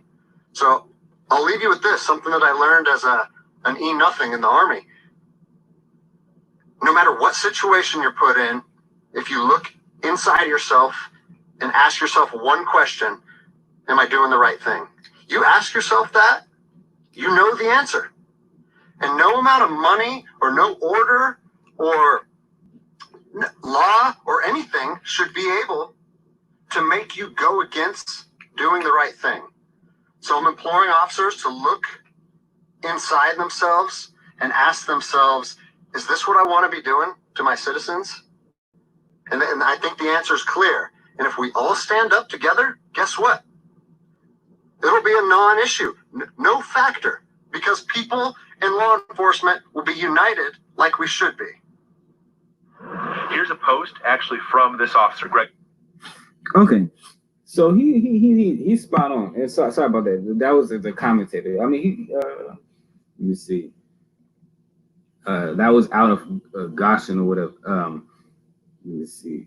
That was out of Goshen. So yeah, it was good. It was good. So I don't want to put his stuff out over there because this was about the Greg Anderson, not him. So yeah. So there's a comment. Like I said, there's a time and place for everything.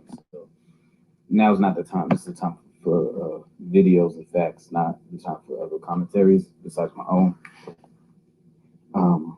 So yeah, what he was stooping off Seaboard, obviously.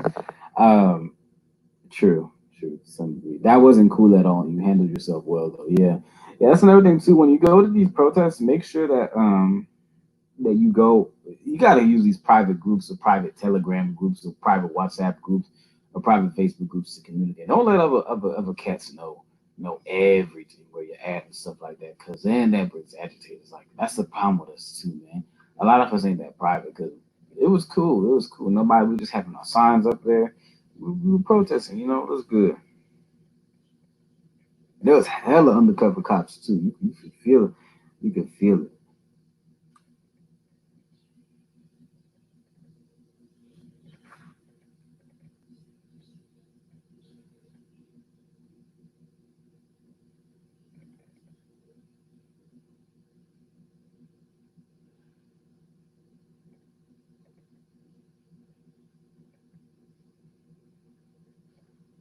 Hold on. Let me get another video. Let's see if the computer works. I need to show someone. Of course, it's not working.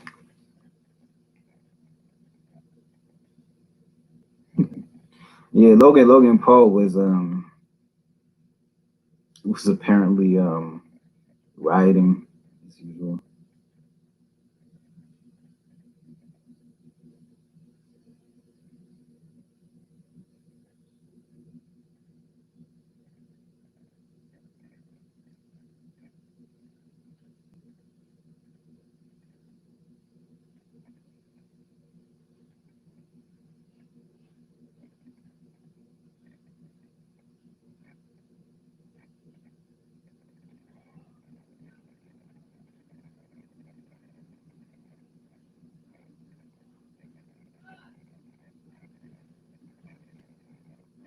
I swear I had somewhere here.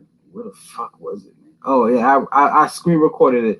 I'm gonna upload the video though later. It's just that this, but I will put it. But this was Logan Paul, and his stupid ass. Yeah, PF Chang's in Scottsdale.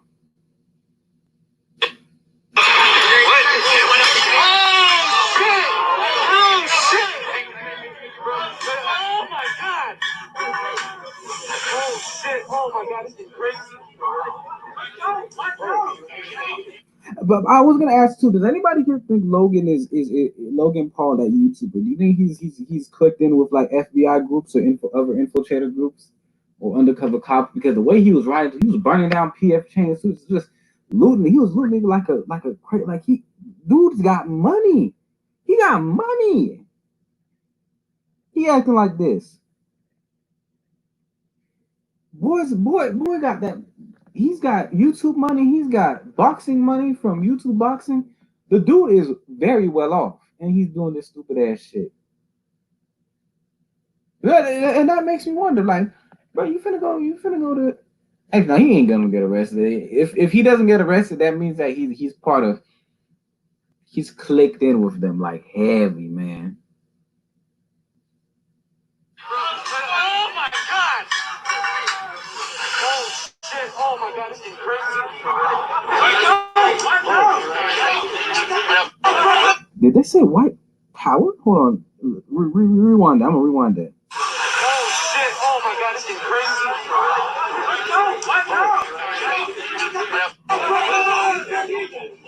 Did they say white power? Did they say white power? Click it and see.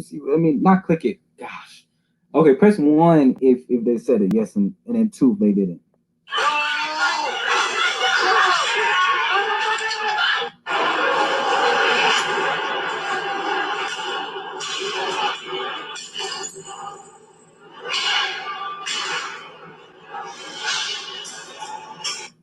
Yeah, so we all know where Logan's crew Jake Paul. I don't know. There's too many damn Jake Pauls and all that.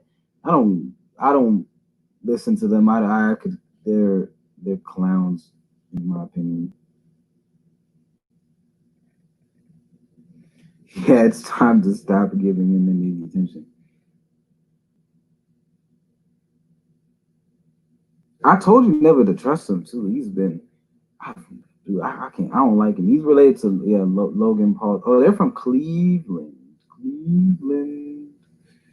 and they grew up in Westlake. So that's west suburbs of Cleveland. Anybody here from Cleveland, by the way? Gosh, you know what? No sweet. I don't really get that much people from Cleveland coming up to me, which is on my channel, which is weird though. Cleveland is I like Cleveland. I actually want to. Cleveland's a good city. I want to visit it one day. I really do. Who from Cleveland? Or anybody been to Cleveland over here? Hold on, let me eat first.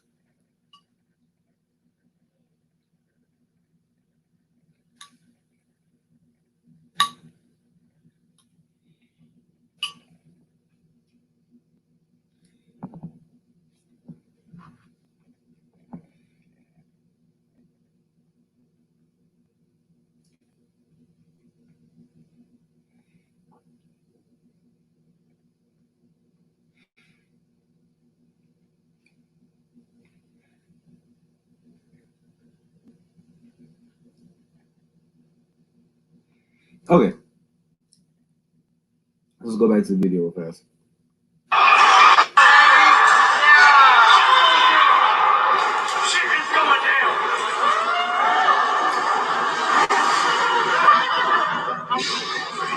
Oh shit!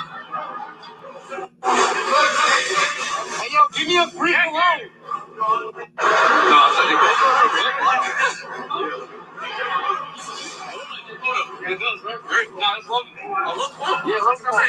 I swear to God.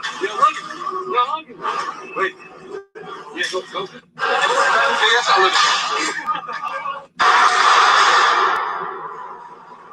Oh shit! Go! Go!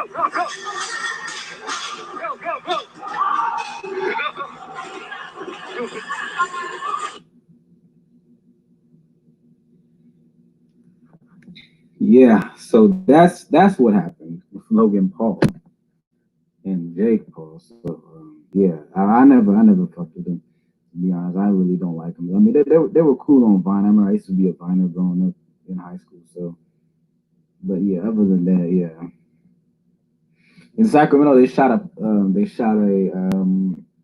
protester with a rubber bullet in the eye. Let me play the audio real fast.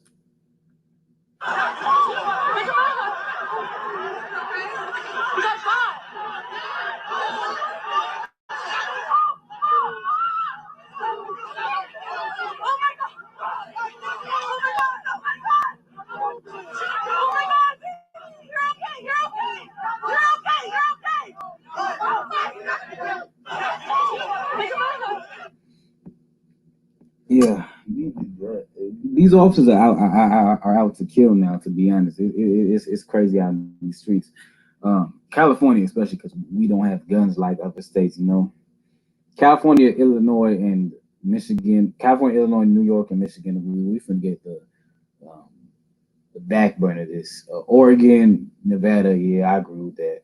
Indiana. Yeah. Wisconsin. Missouri, Iowa, maybe Kentucky. I mean, so it's debatable, but maybe definitely the states California, Illinois, um, Michigan, and New York, Ohio. Yeah, a lot of states that border around those four states, around their respective regions. Yeah, they finna get the end of it. Oh shit, it's real bad, bro. It's really bad, man. But yeah, just stay safe. If you in an open carry state, yeah, yeah, yeah, get it popping, man. Get protect yourself. I got one dude. He's a Eritrean dude out in Houston. I gotta give him props. Um, Lost Lyrics 96, and y'all follow him by the way. He cool. He does music. So he was out in the gun range. I gotta give him a shout out, man. I need to I'll put that out there. He's getting prepared. Gun range in Houston, so I gotta give him a shout out for that.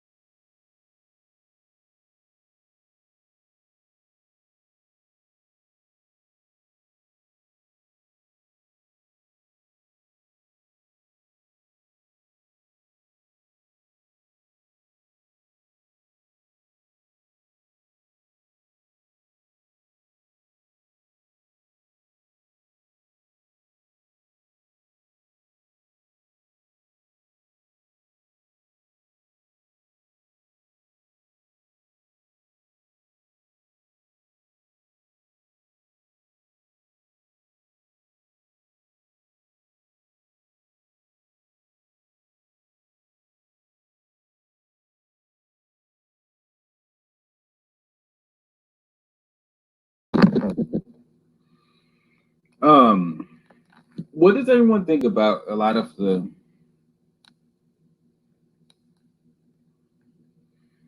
What was I going to say? Gosh, I forgot. I lost my train of thought. In regards to everything that's going on, do you feel like the new generation of blacks in America is going to, or just globally, to be honest, with this pandemic and everything, and this also counts for other groups as well who have been, well, the only three groups I would say, and Africans, Native Americans, and the indigenous people like Aboriginal Australians, all of them people like in the Pacific. So do you believe that we will survive, or will it be, or is it just ground zero right now? Like, what y'all think?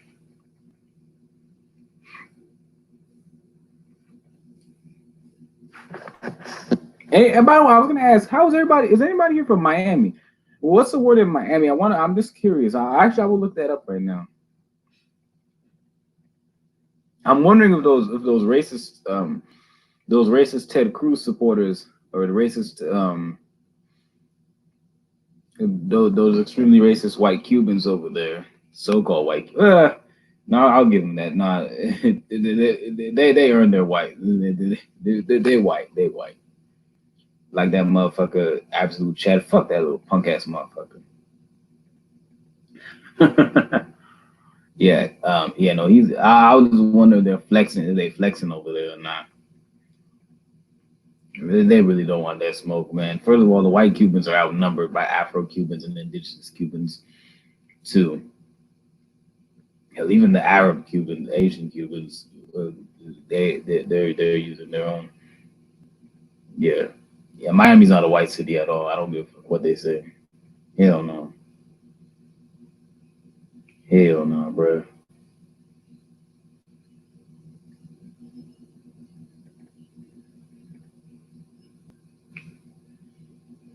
Hell no.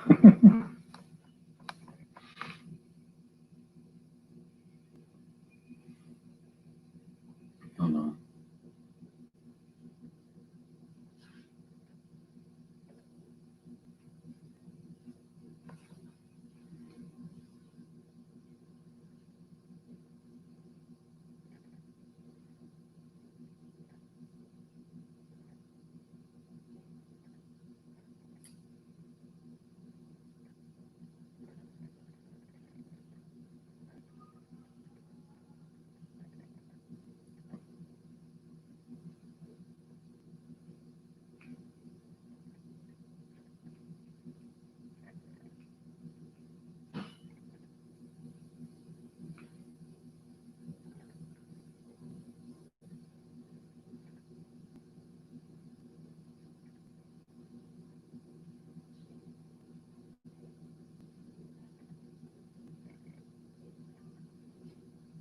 Oh, let me get that out there. Hold on.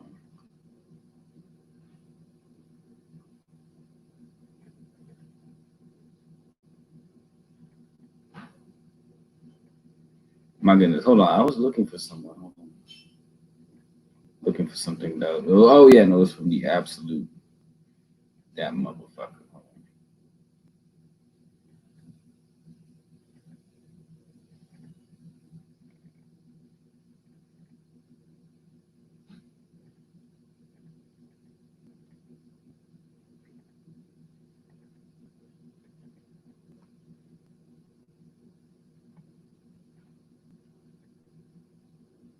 This bitch. I'll just use my other account to see this motherfucker saying.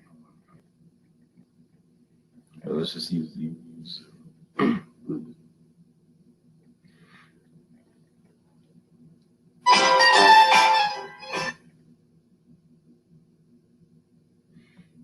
This motherfucker, he really saying this stupid shit. He says we don't see race or color, we see group. Yeah, shut the fuck up, man.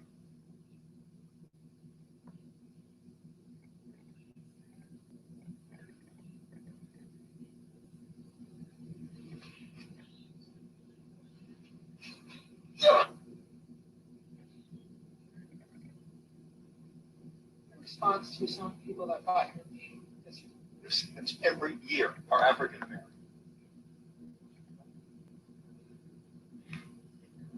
I'm just looking through the videos. Hold on.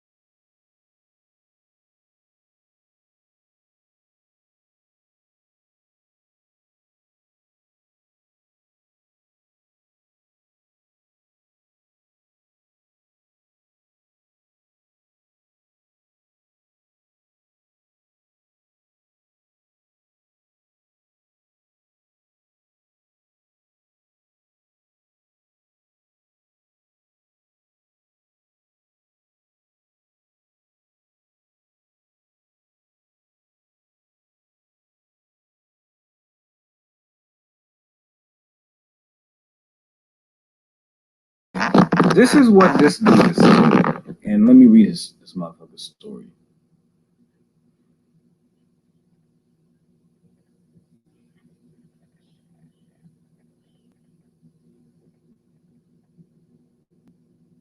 He says, I use the word, these racial epithets.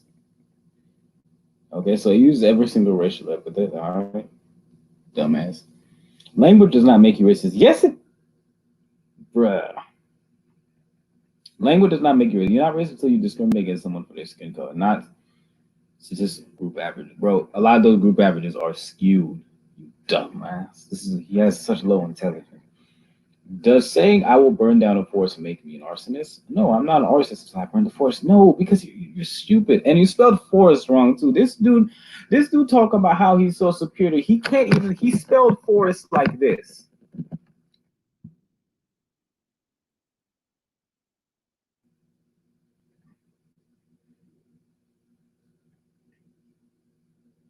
Similarly, you're not a racist for using race, like only for acting on it way that discriminates. You do act on it. It is in time to support abortion based on race. Okay, fuck you, bitch. Like this is some. He spelled force like this. Hold on, let me type it up.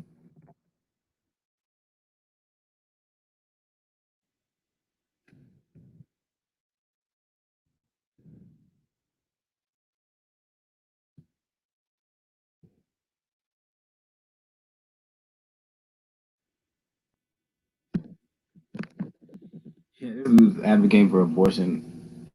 All right, so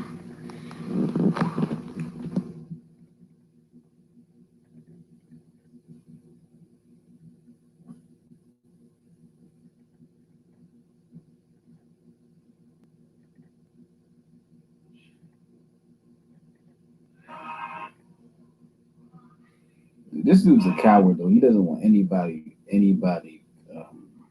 commenting on him. This motherfucker. And he's from Cuba. Yeah, no, he was born and raised over there.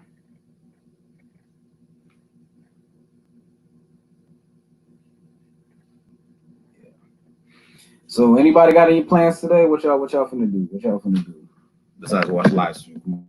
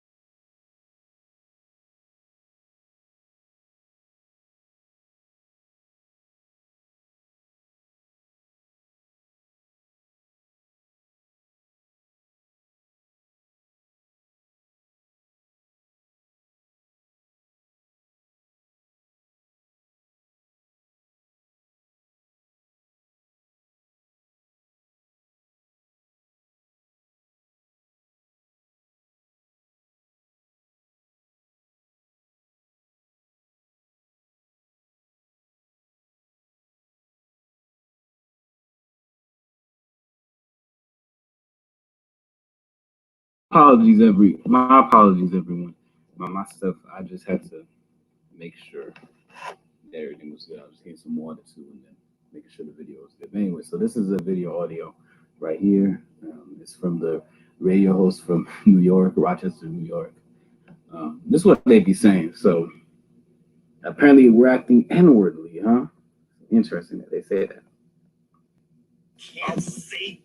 Fourth man also confirmed. You can hear it. Fourth man also confirmed it. You know, she called him the N-word. That's when they really went after her. Okay, let me ask you a question. Yeah. Were they acting N-wordish?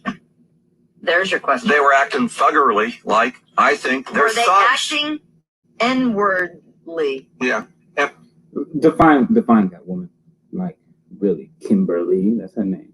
Define N-wordly. Like, so you shouldn't be calling people the N-word regardless, so shut up.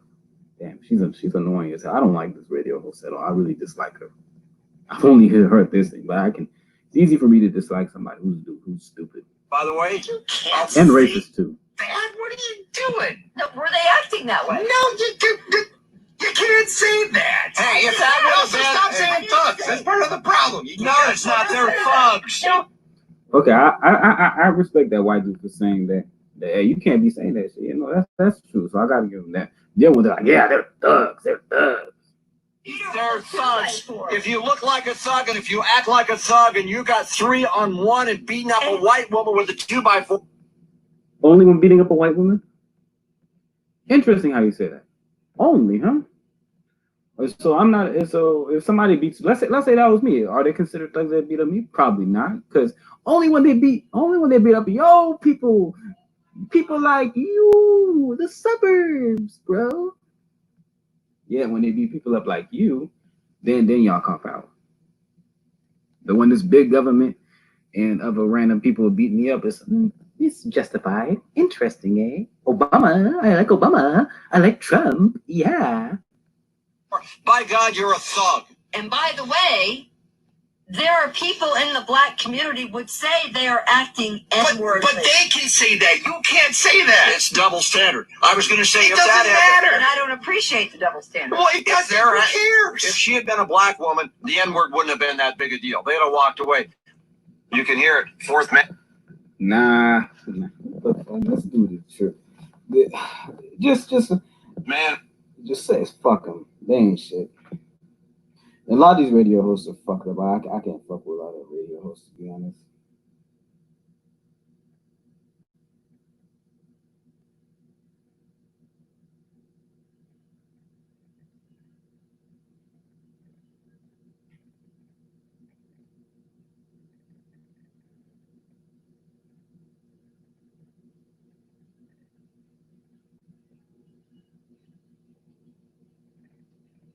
So yeah, fuck them.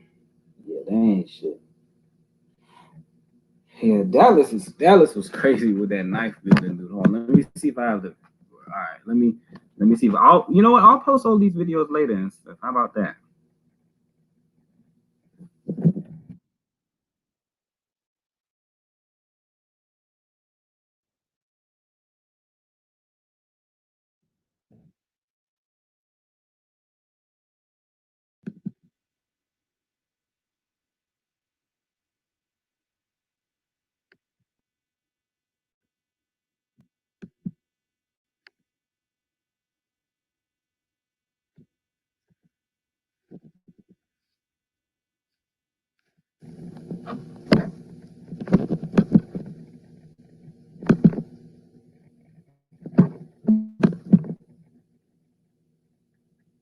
So yeah, so the police admit.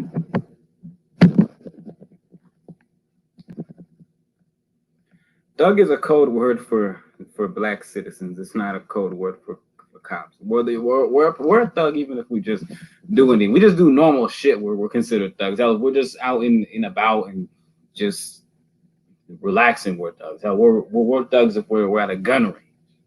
We're always thugs. So yeah, unfortunately, bastards.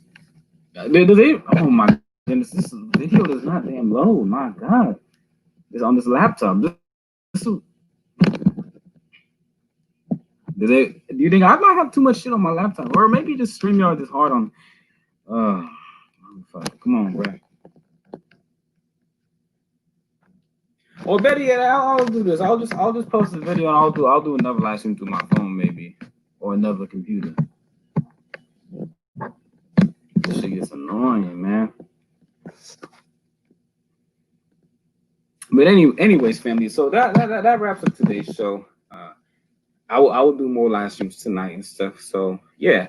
All right, family. So y'all just like, comment, subscribe. Let me know what's up, and we'll go from there. And I'll live stream soon. I'll see you soon. All right, everyone. Have a good day, and stay safe, and make sure everyone is good. All right, everyone. Have a good day. Bye.